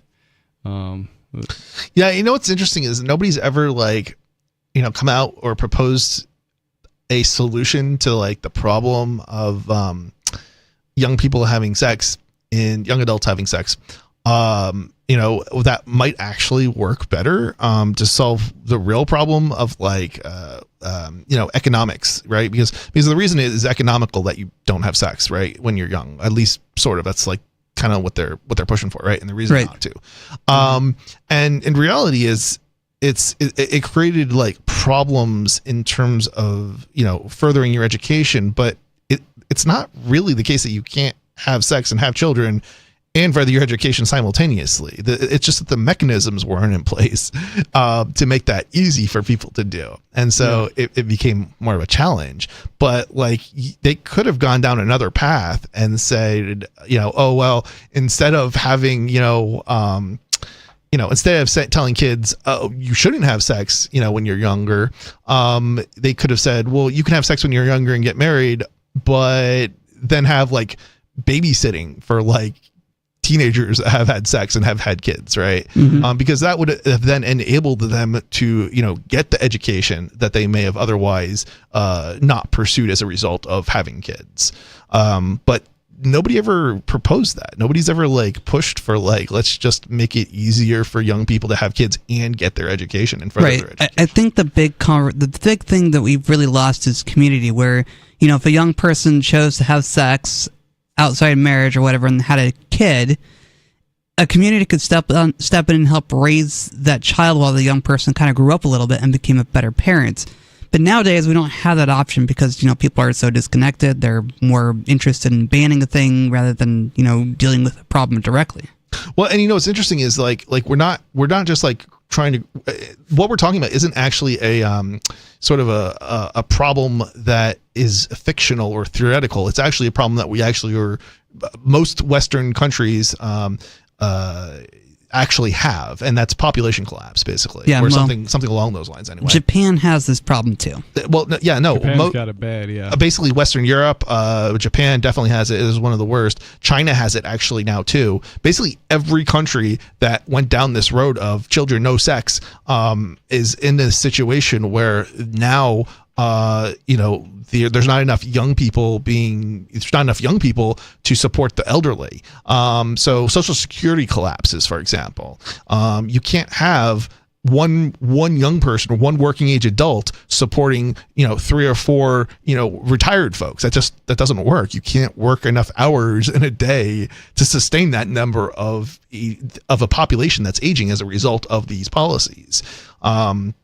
So ultimately what we probably need is to encourage more young people to have sex, and not try to discourage them. And it's and the governments are trying to do, many Western governments are trying to do things like, pass laws to give parents money. I don't think that's the answer, but they're passing laws to give parents money effectively.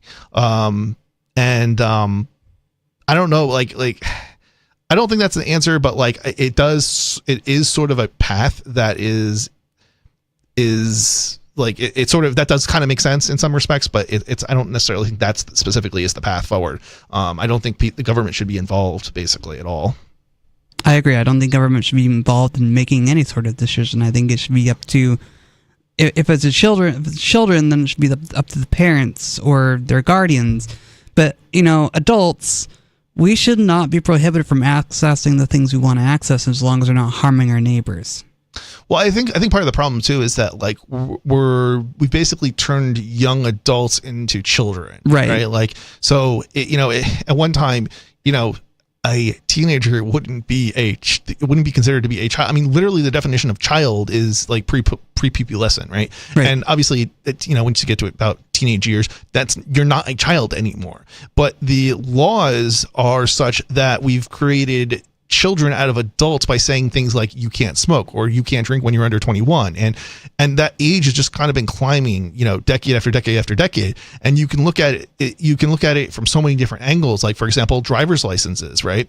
It used to be a 14-year-old, you get your driver's license at 14, and if you go back further than that, there were no driver's licenses. Yeah. But at some point they decided, 14-year-olds are too young and they're dangerous, and therefore we need to push the driver's licenses to 15, and then it's 16, and then 17, then 18, and now it's like you have young people graduating college and they don't have driver's licenses and they can't get to work, and it's like, how do I've literally gone through this in New Jersey.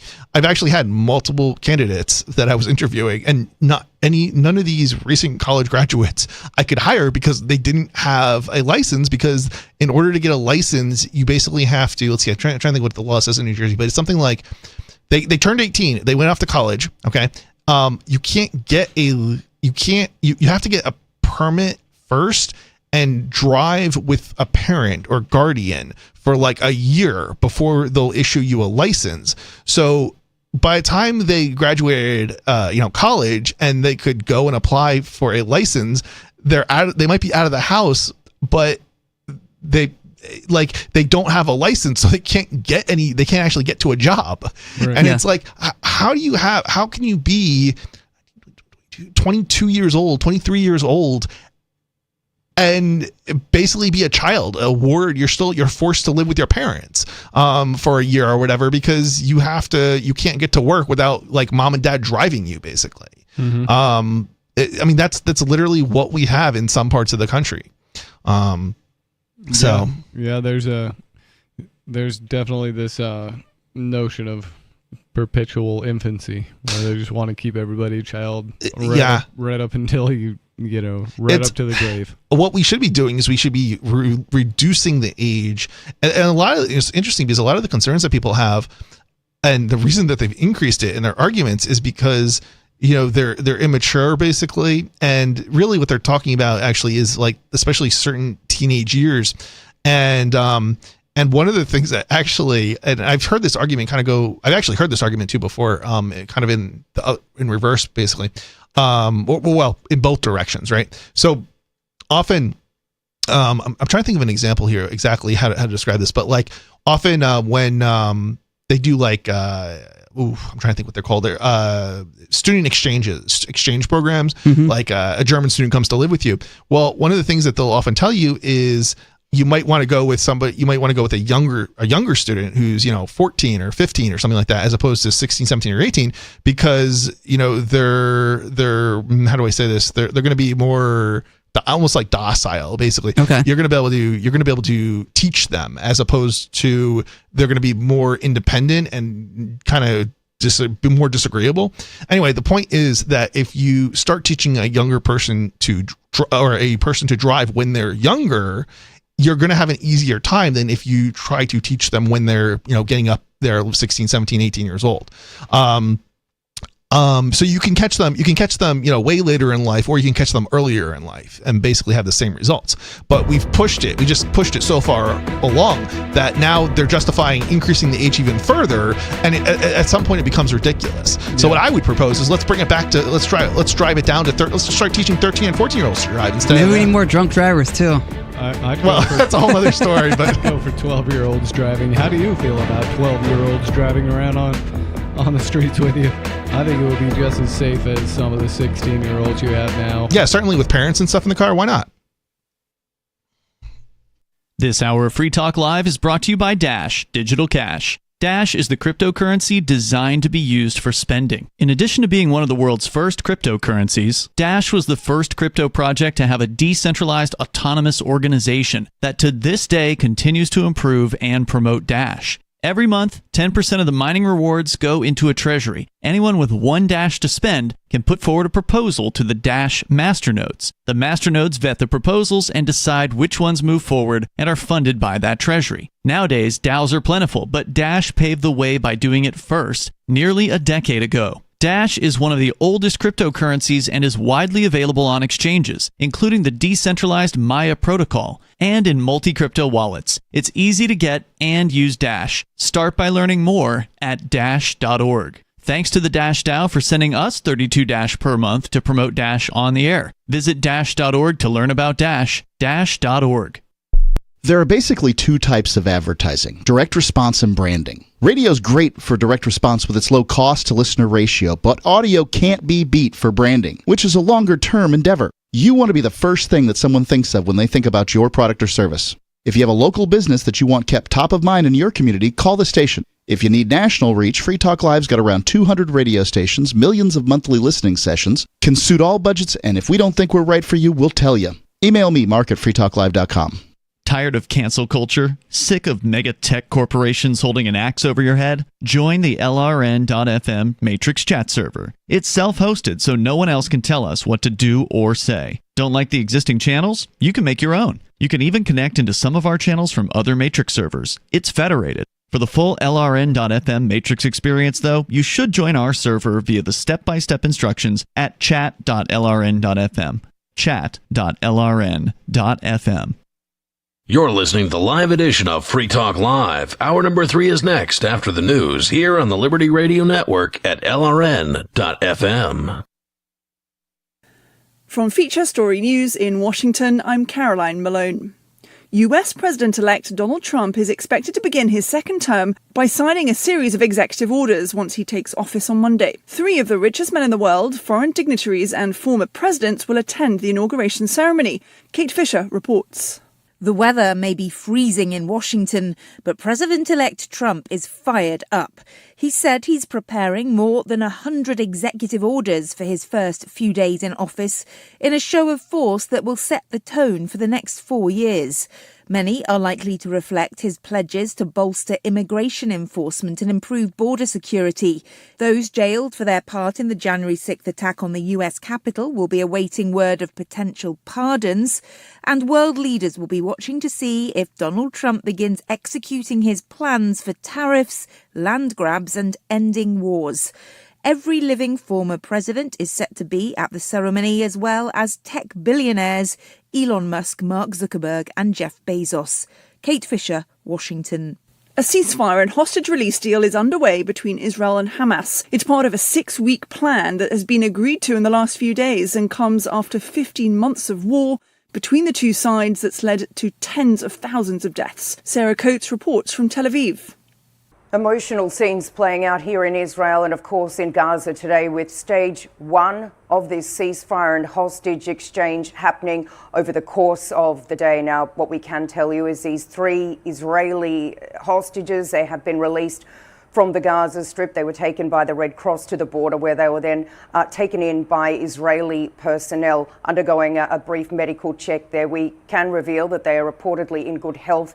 They're now here in Tel Aviv and are being treated in hospital and meeting with their families. Now, over the course of the evening, there were thousands of people packing into what's known as Hostage Square here in Tel Aviv, watching on a big screen as these 3 women were released. Now in Gaza, scenes of joy as people tried to return to their homes, or what is left of them. Also, aid trucks beginning to roll in through a number of crossings, the Kerem Shalom crossing and also the Rafah border crossing, bringing vital supplies to the people of Gaza who so desperately need it. So certainly it does appear as though stage 1, day 1 of this ceasefire is definitely holding. There are also 90 Palestinian prisoners that have been released. These are 68 women, 22 minors. There's been a lot of back and forth on TikTok in the US, but it looks like President-elect Donald Trump will sign an executive order to keep it operational for 3 months once he's back in power. That despite a Supreme Court ruling that the controversial ban should go ahead. From bureaus worldwide, this is FSN. With FSN Spotlight, I'm Simon Marks, looking today at the future of Canada's governing Liberal Party, following Prime Minister Justin Trudeau's decision to resign its leadership. The former Foreign Minister, Chrystia Freeland, whose earlier departure from Trudeau's inner circle set in train the events that led to his resignation, has entered the race to succeed him as party leader. So has Mark Carney, the former governor of the Bank of Canada and the Bank of England. Is he the man to steer Liberals through turbulent times. Ilya Gridnev is the Financial Times correspondent in Toronto. He's loved and loathed. I think he's very famous in New York. He's been a director at Brookfield Asset Management, oversees $1 trillion of investments. He's on the board of Bloomberg. Mike Bloomberg was tweeting singing his praises as a good, sturdy leader for these uncertain times. And certainly in Canada, he's known as a close ally and an advisor to Trudeau. So he's very well known. It's just the question is no one's actually seen him in the front line or in some real sort of domestic politics. They've seen him as the governor. They know he's been a sort of steady hand. He sort of managed Canada's economy through the global financial crisis. But can he do retail politics? We will find out. And remember, whoever leads the Liberal Party faces a massive battle to beat the Conservatives in the next Canadian federal election. With FSN Spotlight, I'm Simon Marks. And the main news, again. 3 female hostages have been released by Hamas as part of a temporary ceasefire deal negotiated with Israel. US President-elect Donald Trump is planning to sign a series of executive orders once he takes office on Monday, following an inauguration ceremony in the Capitol. And on again, off again, and now on again, TikTok looks like it may survive a US ban now that Donald Trump says he likes it and will look for a 50-50 US ownership deal. And that's the latest from Feature Story News. Caroline Malone reporting. It's the Onion Radio News. Teen sex is linked to alcohol and drugs by the Center for Figuring Out Really Obvious Things. This is Doyle Redland reporting. An exhaustive 4-year, $23 million study of substance abuse and sexual habits of more than 2,500 American teens has confirmed that young people between the ages of 13 and 18 who drink and or use drugs are more likely to be sexually active. Dr. Gerald Eckersley is director of the Boston-based organization. We found that this phenomenon also occurs among adults as well as every population everywhere in the world that has ever existed since the dawn of time. The center has sent a teleprompter-ready press release of its findings to more than 400 local TV news affiliates across the U.S., along with stock video footage of beer displays and teens smoking and drinking at parties. Doyle Redland for the Onion Radio News, online at theonion.com. This is the Onion News Network. You can stick it to the man and big tech. Join our FTL social mastodon at social.freetalklive.com.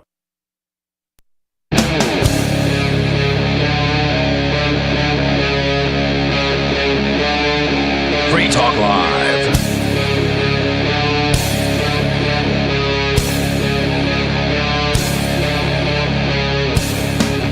This is Free Talk Live. It's talk radio that you control. Give us a call. The phone number is 603-283-6160. You can get your thoughts on the air. And it's officially unofficial. We've been podcasting since podcast began, but we've launched a new podcast anyway. Our new podcast is 30 to 45 minutes show, releasing once a week, and you can find it at freetalkcast.com. It's brought to you by the same people who bring you Free Talk Live, and we'd love for you to check it out. The existing radio archive isn't going anywhere. This is just a new show designed from the start to be a podcast. So check it out at freetalkcast.com. In the studio tonight, you've got me, Stu, Riley, and Mr. Penguin. And we've got callers on the line, so we're going to go directly to the phones, to the fun, where we've got Sarah in New Mexico. Sarah, what's on your mind? Yes. Am I on? Yep, you're on the air. Yes, so, I heard that, like in England, is there like the car will do like automatic speed limit for that street, I was told. They have a computer that communicates with the speed limits. So they're going to change the speed limit at different times of the day or something? No, they have these cars that automatically do the speed limit because the computer knows that the speed that they have to do. So they got communicating. I think what she's talking speed limiters. Yeah, I think what she's talking about is there's a chip in the car itself that will know what the speed for the road is, and it will make sure that you do not go over the speed limit. That sounds like not fun. Yeah, that sounds insane. Yeah, it's pretty insane. This is one of the reasons I don't buy newer vehicles. Yeah, same here. Well, I mean, but I like that. You know, that's I mean, that works better than giving out speeding tickets. People don't want tickets. They don't want to pay, you know? But, Sarah, what if there's an emergency and someone has to get to the hospital, and the only way they can get to a hospital is someone drives them? And fast. And fast, yeah. Yep. Over the speed limit. I'm responsible when I pilot my big steel hunk of machinery down the roadway. I'm very careful not to damage anybody's person or property with it. But occasionally, I want to go faster than the recommended speed. And no, I don't want a ticket. And if they give me one, I'm not going to pay it. I'm going to court. Yeah, I guess that's a drawback of it. It's kind of like that. There's this one street, Douglas MacArthur. It's like a residential street, and they're speeding. It's like a little slant, and then they tried. They wanted to put speeding bumps. And the fire department they said that we can't do it because somebody's having like a heart attack or stroke or something. Yeah, you don't want to be slowing down the first responders. Exactly. Right. So then they were forbidden from putting the speeding bumps. You know, and the same thing with a roundabout. A roundabout is that you know, like a drunk driver can't drive right in the middle of it because, again, it was meant for the fire trucks to rescue somebody in an emergency in a fire or a heart attack their trucks could go right over through the roundabout in the middle. So you think the solution is to just have the cars limit the speed that you can go instead? Well, that's what I mean... Because people have to be slowed down.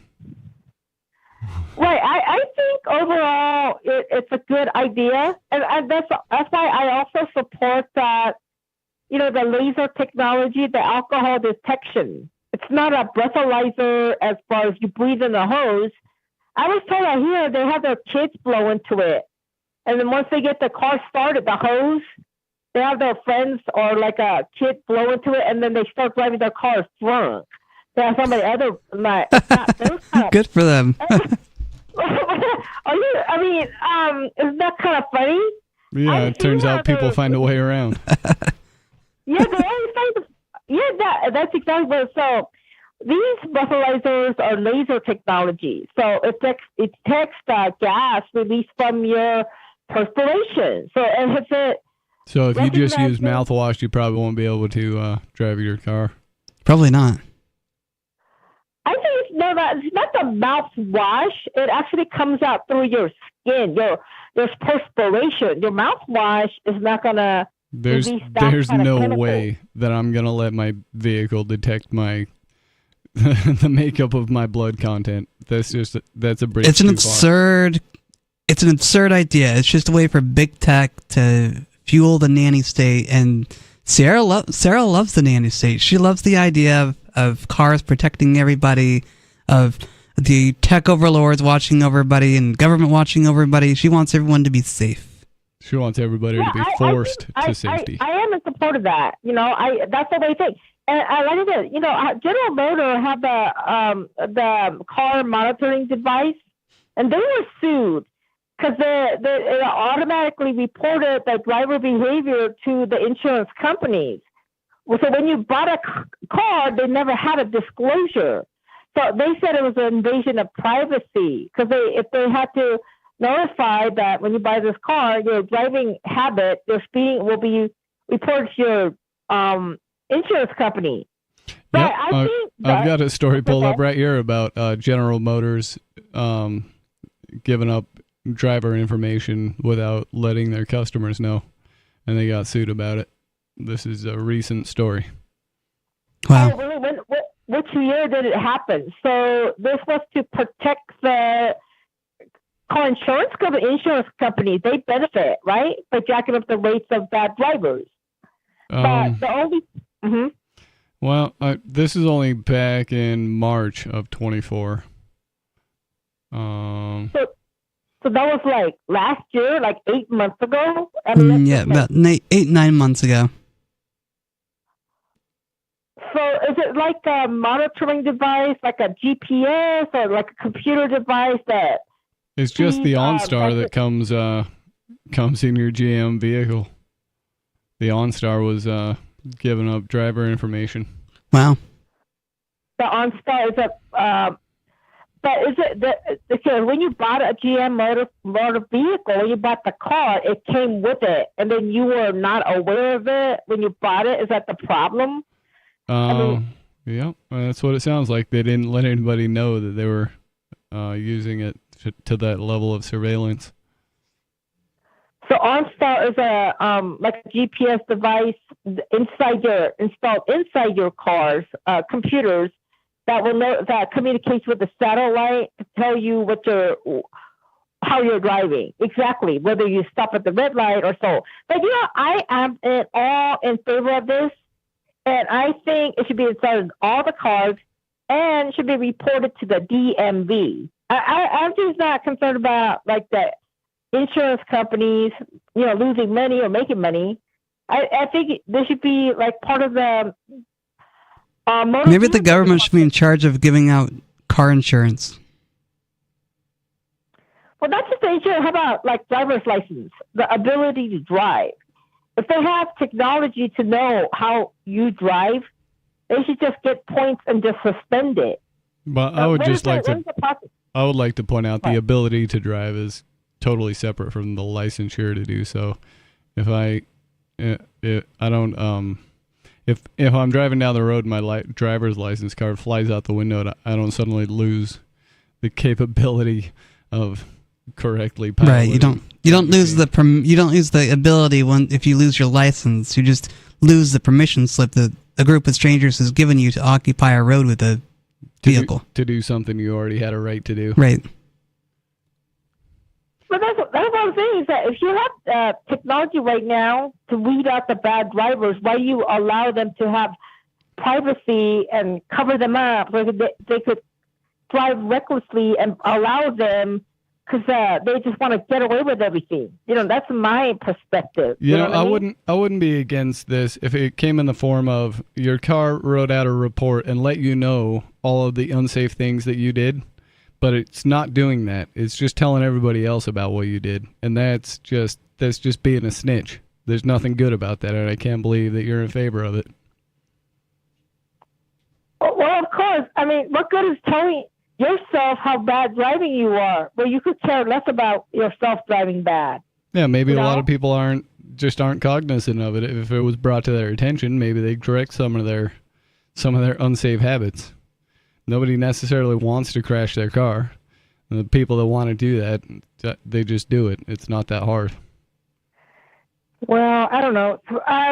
So, I mean, that's my perspective. I mean, what else will it work? They have these new cars with the auto stop. When they see a pedestrian, it'll auto brake. It's got sensor cameras, and it's going to be auto front and back.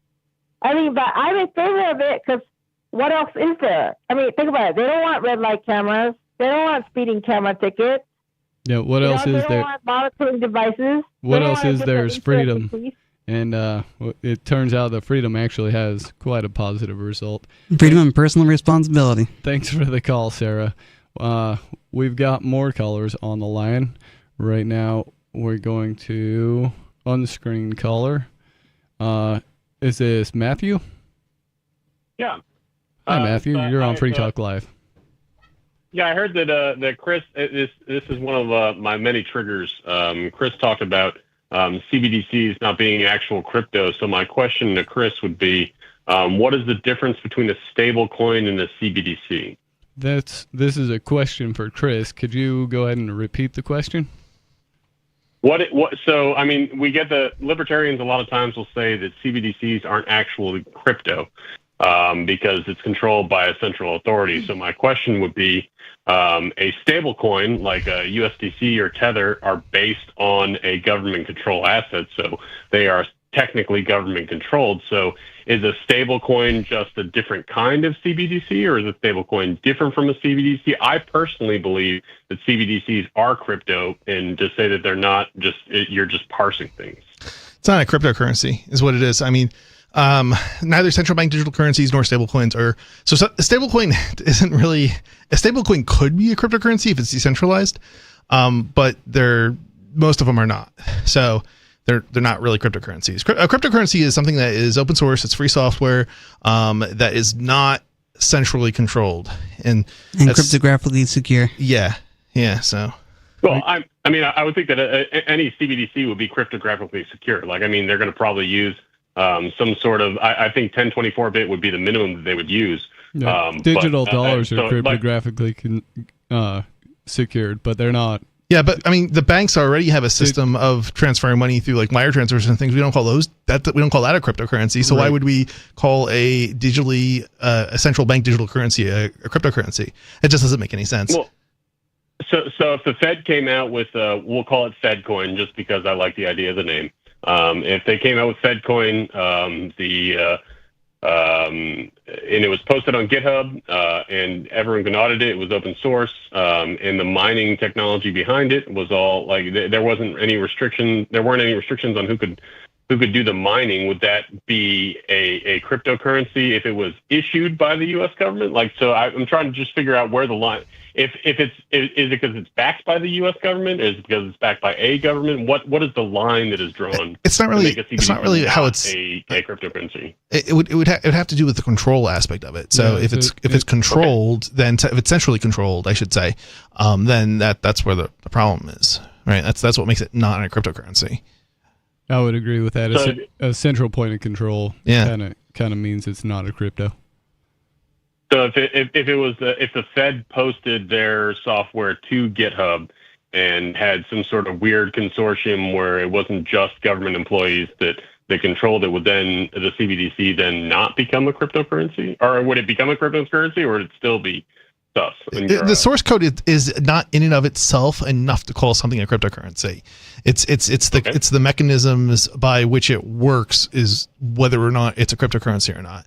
I mean, I think it's essential that there is source code, because otherwise you don't really have a distributed system that's not centrally controlled. But yeah. So if it had an open mining network, so if there was a CBDC that had an open mining network, and that so I mean, we get into 51% of tax, and so they'd obviously have some protections against that. But like, if the U.S. government bought Dash, and would that somehow become a CBDC? They would only be able. I'm presuming you're saying that they can only control the Dash that they have, so that won't affect whether it's it's not a cryptocurrency just because the government has some of it. I'm saying they bought enough Dash so that they could control the Dash network.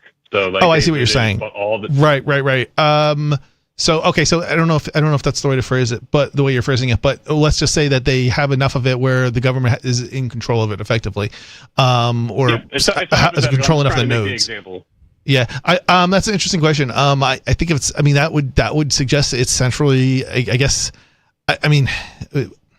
Yeah, I mean, I think at a certain point, as soon as somebody has more than 51% or has control of it, it's no longer a cryptocurrency. And I think there is some risk of things that we call cryptocurrencies today maybe even becoming not cryptocurrencies tomorrow, if that were to occur. I mean, in order for something to be trusted, in order for it to be trustless, I think is the way to phrase it. I mean, if you effectively can't have any central player controlling the network. Well, I mean, the whole point about Dash is that, it's on the LRN and FTL ads, is that it's immune to 51% of tax. So why would having a majority of the miners or majority of the stakeholders make Dash suddenly, now that the government owns more of it, and not make it not a cryptocurrency and make it a CBDC? Well, I mean, let's say the government had 90% of the cryptocurrency, right? And but they didn't have control over it, right? Then it's still a cryptocurrency. It's not really how much they have of it. It's whether or not there is a central entity that's able to control it. So. Okay. Yeah, I mean, I think it's. I just like probing these thoughts because a lot of libertarians always, when you talk about crypto, like when they hear CBDC, they're like, oh, if the government's in charge, and so I like probing the instances on that. I think it's a good question to ask. Yeah, I mean, I don't think it's a bad question to ask. I mean, it's I think it's one of these like, okay, well, how do you explain it? Maybe it's a little bit challenging to explain it, but I mean, with something like Bitcoin, you know, the government can have a lot of it, but they don't control it, and it's it's not even just having the cryptocurrency either. It's like it's having a certain percentage of control over the nodes, I think. But it does vary a little bit depending on what cryptocurrency we're talking about. And I'd have to actually look into it a little bit more details, specifically for like to refresh my memory on how Dash works versus how Bitcoin works versus how, you know, Monero works, for example. These different cryptocurrencies can work in very different ways. Monero is not based on Dash and Bitcoin Cash are based on Bitcoin, so they're going to work similarly, but there's still differences. But something like Monero, which is also a cryptocurrency, works very differently than any of those other three. So, yeah. The reason why it came to my mind was because during one of Trump's inauguration rallies today, he mentioned that the reason why TikTok was coming back was because TikTok had agreed to give a 50% ownership stake to the U.S. government. So now it is a U.S. backed company, and so therefore it's not in violation of the law anymore. Okay. So that's why that was the impetus for my call, where like all of a sudden they write something on paper, and now the U.S. government now has like a $50 billion stake or $500 billion stake in a company that for no money, which I thought was an interesting prospect that has a whole bunch of other implications.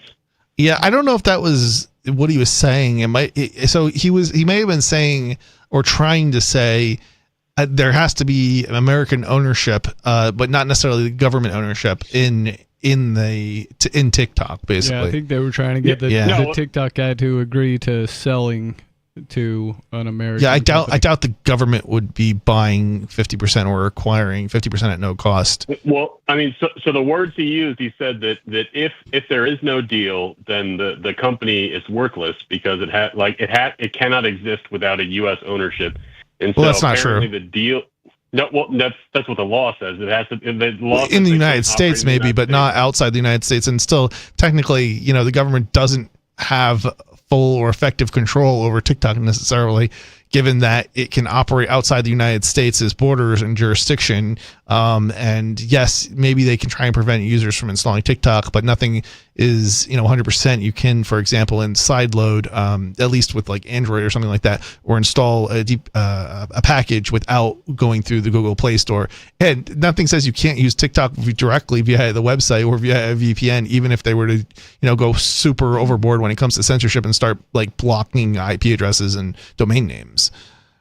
Yeah, well, I'm just saying what Trump said at his rally was that TikTok had agreed to giving the U.S. The U.S. government a 50% stake in the company. For wait. When did this happen? Because I don't think they did agree to that, and then they've been pretty steadfast to refusing that. It happened about 3 hours ago, and it's why TikTok is back online. So TikTok is back online live. Is Are you sure? Because I heard something I know TikTok's back online, but I didn't hear the part about them agreeing to anything. My understanding was that they came back online. Now, 3 hours ago is pretty recent, so maybe what I heard just before that is different than what happened 3 hours ago. But I knew earlier today that they came all back online, but that didn't mean that TikTok had agreed to any kind of sale or anything of that nature. I'm going based on what Trump said. Trump himself said at his rally that TikTok had agreed to give a 50% ownership to the U.S. government. Okay. Okay. That's interesting. Interesting, but also troubling. Yeah, I'm questioning whether or not this is true or not, and I don't know if this is a communications issue between us or if Trump said something that he's just not telling the truth like he typically isn't, or what the story is, because that seems like it would be, that would definitely be huge if that was the case, if they agreed to that. I'll find an article and drop it in the Matrix, but I watched the rally live, and so that's what he said.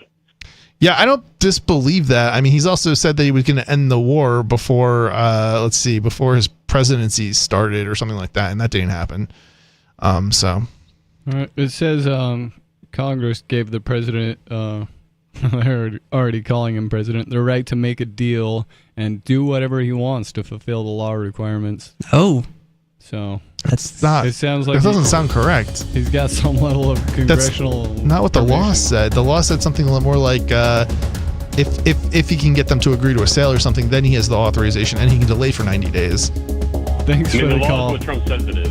Thanks for the call, Matt. Give us a call. Phone number 603-283-6160. This is Free Talk Live.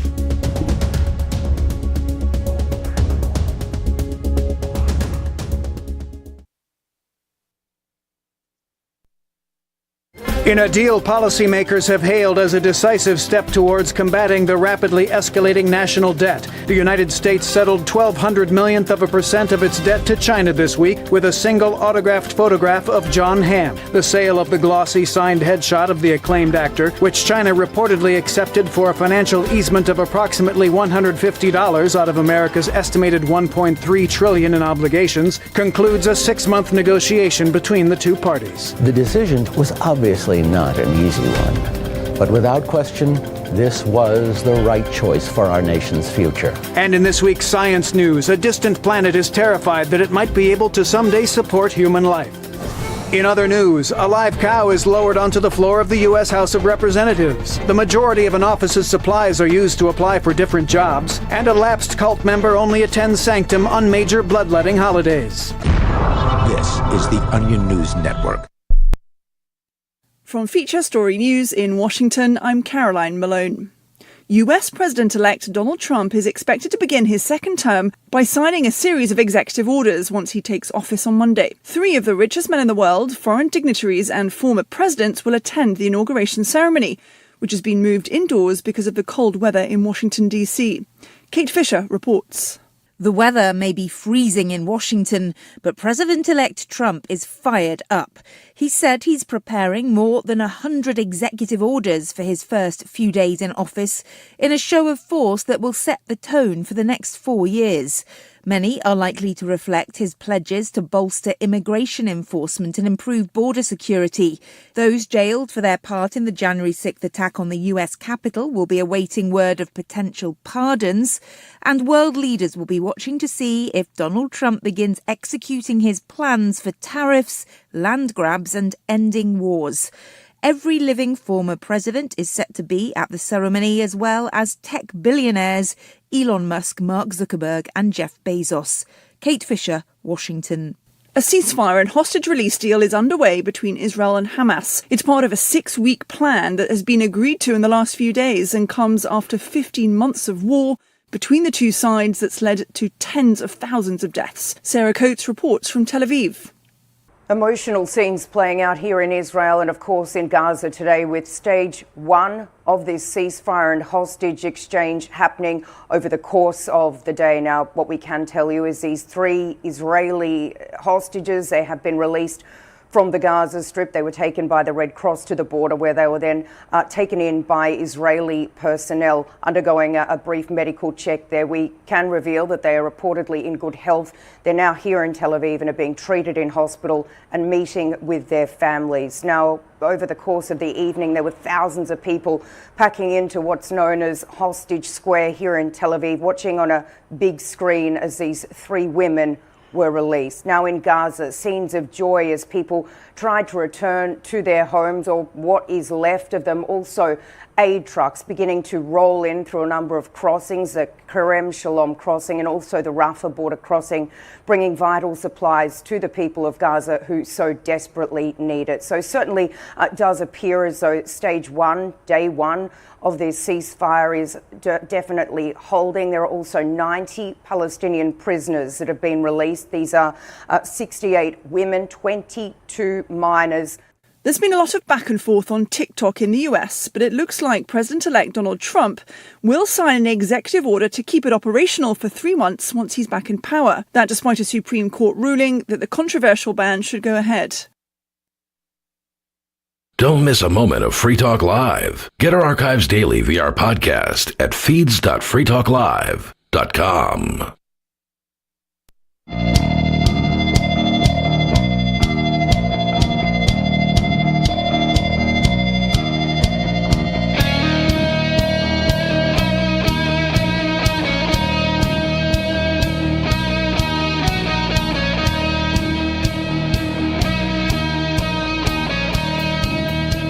Free Talk Live. It's talk radio that you control.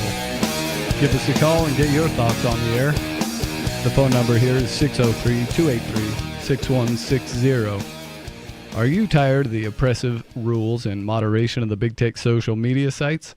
Our Mastodon server at social.freetalklive.com can set you free. Mastodon is free, open source, decentralized, and federated. Multiple apps are available for iOS, Android, Windows, Mac, and Linux. Social.freetalklive.com. This is an open phone show, and right now we've got a caller on the line, and we're going to go to Tim in Florida. Tim, what's on your mind? Hello. Yes, I just wanted to respond to the last two callers' topics. Sarah had mentioned that she favored the monitoring of drivers by insurance companies. And the irony is that even though that was mostly rejected, I don't know what the current status is, there's an app called Gas Buddy that basically has collected insurance and driving data for Allstate. So the incentive is, you're going to get cash back on your gas purchases. Yeah, I think we, sorry, I forgot to unmute the other host. He's censoring me. I think we may have talked about this Gas Buddy app. I can't remember. It may have been off the air, but yeah, apparently that one was spying on people as well. It doesn't surprise me. All of these modern vehicles are also basically spying on people as well, independent of this Gas Buddy app. So, yeah, like the insurance companies got that data too. So... Yep, GM was just slapped with a regulation stopping them from sending driver information off.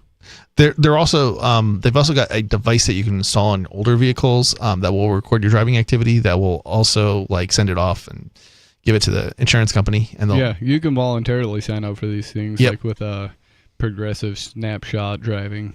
They got a little device you can put in your car. Don't do it. It'll tell them every single thing you're doing. This data is not accurate, or it gives them a false impression. For example, if somebody stops short in front of you or whatever, and you have to stop short or whatever, that's going to count against you, for example. Yeah, I would never take one of these things. Yeah, and then you're going to have this record, this horrible driving record for the rest of your life, and increased insurance rates and things of that nature, just because of something that happened that was outside of your control. Yeah. Yep. And then in response to the other caller, I just had a few comments. Well, I would suggest he watches this interview with Mark Goodwin. It's on the Last American Vagabond channel on Odyssey. Mark Goodwin interview: was Bitcoin a government operation, and can it still be used to fight back?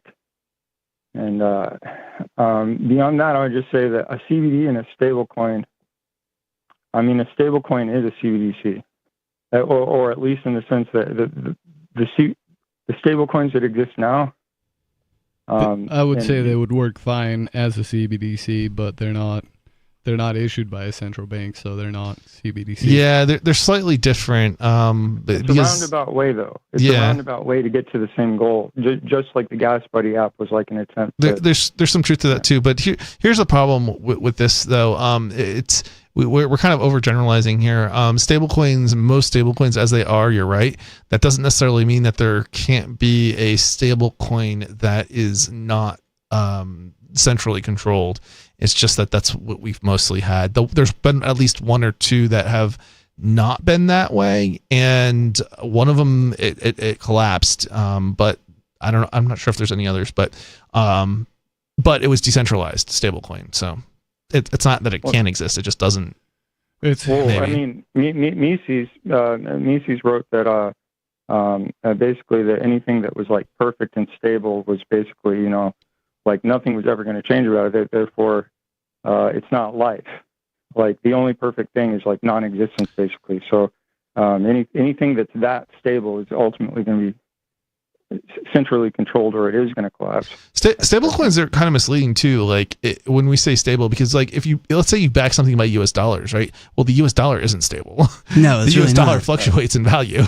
It actually declines in value by like 2 or 3% every year. So maybe more at some points. It was as high as 19%. If we did back it against the Canadian dollar, I think over like a 3 or 4 year period, of maybe a decade ago, it dropped by about 40%. I think it's also currently in decline, if I recall correctly, in steep decline. So like, it's another way people will refer to stable coins is as pegged coins, meaning that it's that's a more pegged, accurate description, pegged I think. to the US dollar, and I think it's also a better description. Yeah. Well, two last thoughts, if I may, slightly related to that. On the next one is the idea of the United States government buying up a cryptocurrency, specifically BTC and maybe even stable coins. But if they buy up BTC, people are going to sell because the price is going to go up. It's not going to be indefinite, but then that control will be, I would say, would be pretty centralized. And then on top of that, the next layer would be the wallet. Like the United States does a Bukele. Which country is he? Ecuador? I'm not sure.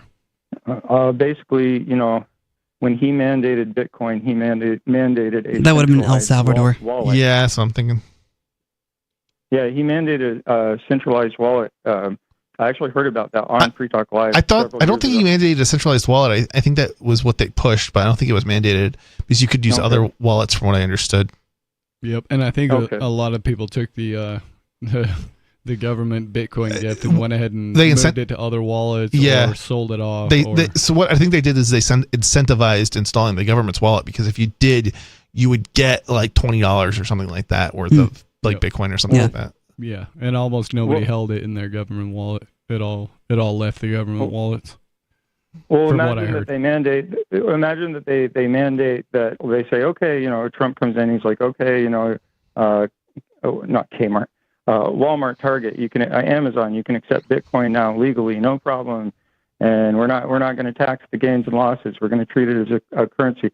And then all of a sudden they say, but there's one catch: you've got to use our federal wallet. And that's my thought. I'm going to drop off the air. Thank you. Hey, thanks for the call. I could see him doing something like that. I could too, but still, it's a horrifying thought when people would be willing to allow the government to own their funds through a wallet rather than. I think they did something in Europe recently, and I can't remember what it was, but they somehow, or somebody, maybe it was the United States, they mandated something so that like users could find out what it is that they would have to pay their taxes on or something. And I don't remember the details of this, and I don't know if it was like, maybe it was only applied. It might be that it will only apply to centralized wallets, or hosted wallets, I guess, as opposed to decentralized wallets. But it was something like, maybe it was like a rule or something that they're trying to implement. The IRS is trying to implement in the U.S. that basically says that like you have to tell people like what it is that they owe on their taxes. Yeah. Which doesn't seem to be something that they can actually like force wallet companies or companies that produce wallets or people who produce the wallets to comply with. Yeah. But if it's regulated entities, which would be anybody who basically has a hosted wallet, they could probably do that. Yeah. So I don't know. I'm sure they're still sure they're still working on this thing, and to me it seems like they got to get digital ID in place before they can get everything they want out of a CBDC. Do you think it's more likely that Trump will implement a CBDC or digital ID than Democrats? I think Trump will do digital ID. I think so too. That'll be the big. I think it doesn't. Out of Trump I think what it comes down to is it just doesn't matter. I mean, the left and the right are one and the same. It's like the right thinks the left is socialist, but meanwhile they're doing the same socialist stuff that the right or the left is doing. Oh, yeah. It might be like a little bit different, but it like in some like small respect. But maybe it's a different set of socialist programs, but they're both doing it. Yeah. You can see, this is why I call it WWE, because you can see a video of Trump all dressed up in his Masonic garb talking about how That guy over there used to love me when I was a Democrat. These guys all are all part of the same thing. They're all working from the same script, and when the cameras are off, they're all drinking beers together, and it's just a show. Yep. They're all doing illegal drugs together. They're all accessing drugs that we can't access. They're giving you a team to vote for. Yeah. It's like Team Red, Team Blue, here we go. Yep, and meanwhile... the circuses keep rolling on, and we get our bread. Yeah. And circuses. And rights get eroded. Yeah, this is why I didn't vote for Trump. It's like they're one and the same guys. They're one and the same. It's like I'm trying to think who I voted for. I think I wrote in Ian Freeman or something like that. Yeah. It's like I mean I knew it was throwing away my vote, but what do you think voting for either of the two parties is doing? You're throwing away your vote. So might as well throw it away and not be responsible for the outcome. Yeah, I've never seen it as an effective tactic in any way to vote, so I've never done it. Mm. It doesn't make the system is rigged from the start, so why would I even play? Yeah, I mean, I think you're right to a large degree, but at the same time, I think we are having an impact in New Hampshire politically, so I vote for mostly only that reason. Yep, and I think you can get some headway locally like that, but there's still the federal government that is only going to let you get so far with that. Indeed. Yeah, entertainingly, I think it's actually harder to get the super local level to get elected than it is to get elected at the state level in New Hampshire. But at the state level, we can control potentially the local governments or restrict what they can do too. So it's actually kind of works in our favor for libertarians, and it's actually one of the reasons why it makes a lot of sense, in my opinion, to move to New Hampshire if you're a libertarian, because it just means that we're going to end up getting things hopefully changed faster, more significant things changed faster for the better. Well, there have definitely been some efforts and some improvements. I'd like to see bigger changes come out of it. Yeah, I think we will. I mean, if you look, we went from, in the last 4 years, we went from 0 senators that were libertarian to 5 senators, and that's not libertarian in that they ran as libertarians. It's libertarian in that their voting record was, libertarian. They're pro-liberty on most every issue. Yeah, something along those lines. So yeah, I mean, we have over 100 state reps in our state house, and that's 1/4 of the state house population. So it's a 400-member house, largest in the United States. And then the Senate, 5 reps doesn't sound like a lot, but there's only how many senators do we have in New Hampshire? I have no idea. I think it's like 20 or 30 or something like that. It's not that many. So 5 reps is actually pretty substantial. I mean, it doesn't sound like a lot for people who are Democrats or Republicans because, but considering that we got 5 reps in literally 4 years or whatever it is, that's a huge increase in numbers. And at the rate in which our numbers are increasing, thanks to libertarians moving to New Hampshire, it probably won't be more than a decade before we have, I don't want to say control, but we dominate the politics in New Hampshire, meaning that we have more than 1/3 of at least the state house, and that means we would outnumber the Democrats and Republican parties, not combined but separately. So, like I said, it doesn't technically mean we have control because we would need. Let's see, we would need 200 reps, and 133 roughly is, I think, 1/3. So, yeah. Well, it's growing, and if it keeps growing, then maybe we can get some school budgets chopped and. Oh yeah, yeah. I mean, that's the thing. Like, people think some police reform. People think that like we're getting things. We're having an impact already, but it's like people don't understand the impact that's going to be coming. When we actually are in control, and we don't have that yet. We only have influence, but actual control is coming. So. Yep. Well, right now we're gonna go to the phones. We've got David in New Mexico. David, you're on Free Talk Live.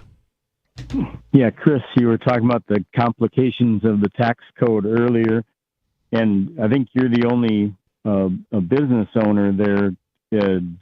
Are you able to prepare and handle and maintain and manage your entire tax situation without consulting professional help, CPA, whatever? Or no. Is it? No, we have a CPA dealing with that stuff. Got it. And then, so in addition to that, do you find the need in the current environment to hire other professionals as well? Do you need help in the area of legal contracts and such like that, or are you able to get by with the CPA as the only?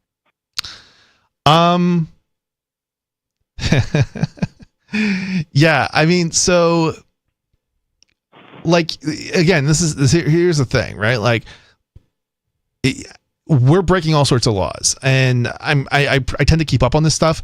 But we're breaking all sorts of laws the same way every other business is breaking all sorts of laws, right? Like, I mean, basically you operate with the I can never pronounce this word.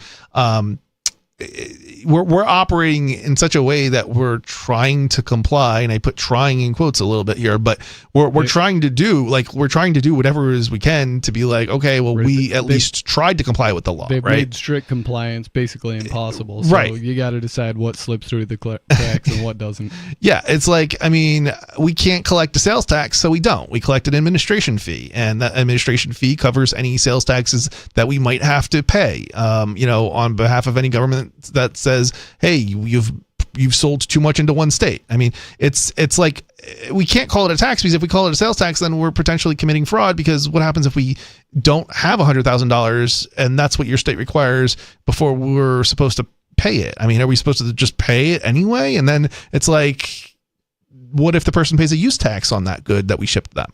Then the government's getting twice the taxes. The whole system, it doesn't make any sense. The law, it wasn't a law that passed. It's literally a Supreme Court ruling, and you're somehow supposed to comply with every state and county and city, law in regards to taxes. And it's like, that's not possible. And, nobody can actually comply with that. All they're doing is making it look like they're complying with it. Even with the simplified, so some states have signed up to like a simplified tax code. But even that, if you start looking at it, is hundreds and hundreds of pages long. Like, no business is going to be able to comply with it. Even when you jump through hoops to comply with the simplified versions, it's not, you can't comply with it. So, yeah. Right. And so first of all, on the question of the legal aspect of it, I mean, as a business, you might have to have draft contracts to work with your clients and your vendors that serve you and such like that. Is it become so complicated that you need a lawyer on retainer as well to review contracts?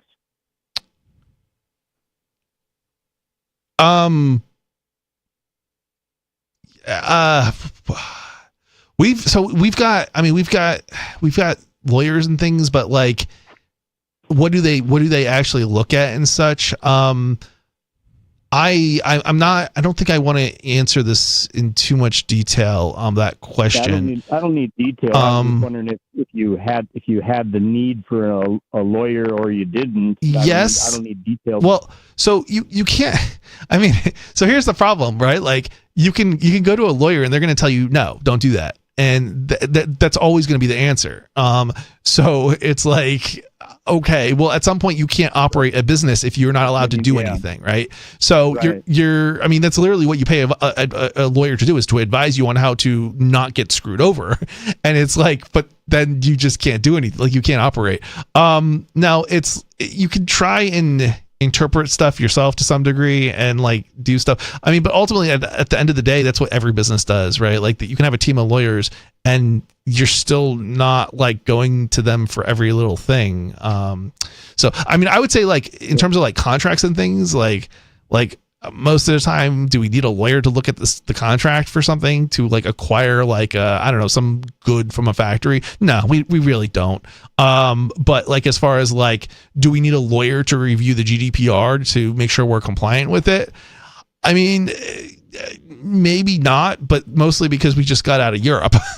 But if we stayed in Europe and like we wanted to make sure that we were compliant with it, yeah, we probably need a lawyer to, review the GDPR and make sure we're compliant with it. But like, I mean, you have to understand that like, it's impossible to comply with it. So what would be the point of hiring a lawyer? Because you have to redo your entire website, and that's going to be too much. That's going to be too costly to actually do. And then it's like, okay, well then why hire the lawyer? It's like, if you're going to stay, let's say we stayed in Europe, or we kept our operations in Europe despite the change in the law. We didn't hire the lawyer, and we just ignored it, right? Well, we would just be violating the law. But it's like, there's like a point where it's like they're probably not going to come after you because you're too small for them to notice. But it's like, yeah, if you start to grow though, then they'll come after you, and this is just another one of their methods of keeping. Right, it's keeping the regular guy from growing. When larger businesses are not compliant with the law, and you can see what they're doing that's wrong. Like, I'll give you an example. Staples, for many years in New Jersey. So I worked for Staples. It's an office supply store when I was younger,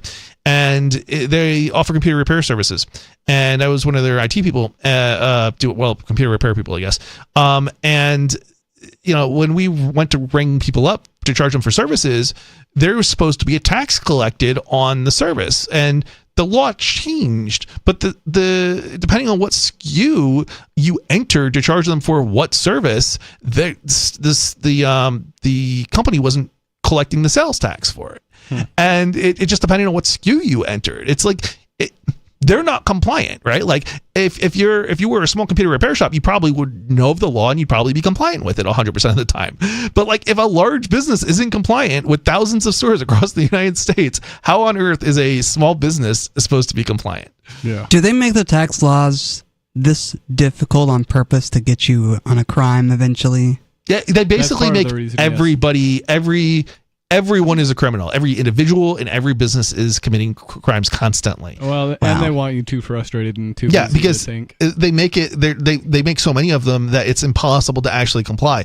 At best, what companies are doing is making it appear that they're complying or trying to comply. There's laws that say you can't store information that you have to store in order to do your taxes. Right? Like the GDPR says you can't keep this information, and it's like, okay, well, if I don't keep this information, how am I supposed to do my taxes? You can't comply with both. Yeah. Yep. Contradicting orders. Yeah. David, thanks for the call. GDPR is what?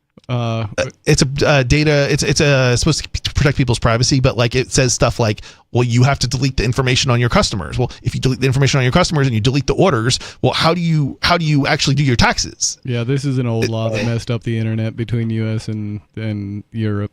Go ahead and look that up. David, thanks for the call. We're going to go to another call. Unscreened wireless caller. You're on Free Talk Live. What's on your mind? Oh, howdy. Yeah, I'm the other David out in San Francisco. Hi, David. Yeah, I had two questions for him. One regards future taxes as opposed to past potential crimes. Trump has this thing called the VAT, the Value Added Tax. And he's talking about taxing everybody for everything they buy, whether a stick of gum or a car, about 30%. So I'm wondering if you're planning ahead for that. Are you sure you're not talking about tariffs as opposed to VAT? VAT is a value-added tax, and it's more equivalent to your sales tax. The tariffs have actually been implemented to some degree, and he's going to increase it. It would be a nationwide value-added tax. Sales taxes are typically state, but this is a national tax, and so they would be in addition to your state tax. So if you're paying 8% in one given state, think about it as 38% for the value added. But the other one I was going to add or ask about was Trump wants to take American gold and buy Bitcoin with it. Now, do you think that's going to do the economy any good? No. No, I doubt it. No. I think it's giving the government too much control over Bitcoin. So basically, it sounds like Trump wants to have basically what's equivalent of an 80% tax, a national sales tax, 80%, because there's already like a 50. He wants to increase, I think, the tariffs to 50% or something like that, and then he wants a 30% sales tax on top of that at the national level, in addition to your state taxes. Yeah, that's like 100%. They're basically going to take all your money. Yep. Thanks for the call, David. We're out of time for tonight. If you didn't get your thoughts in, call us Saturday, 603-283-6160. This has been Free Talk Live.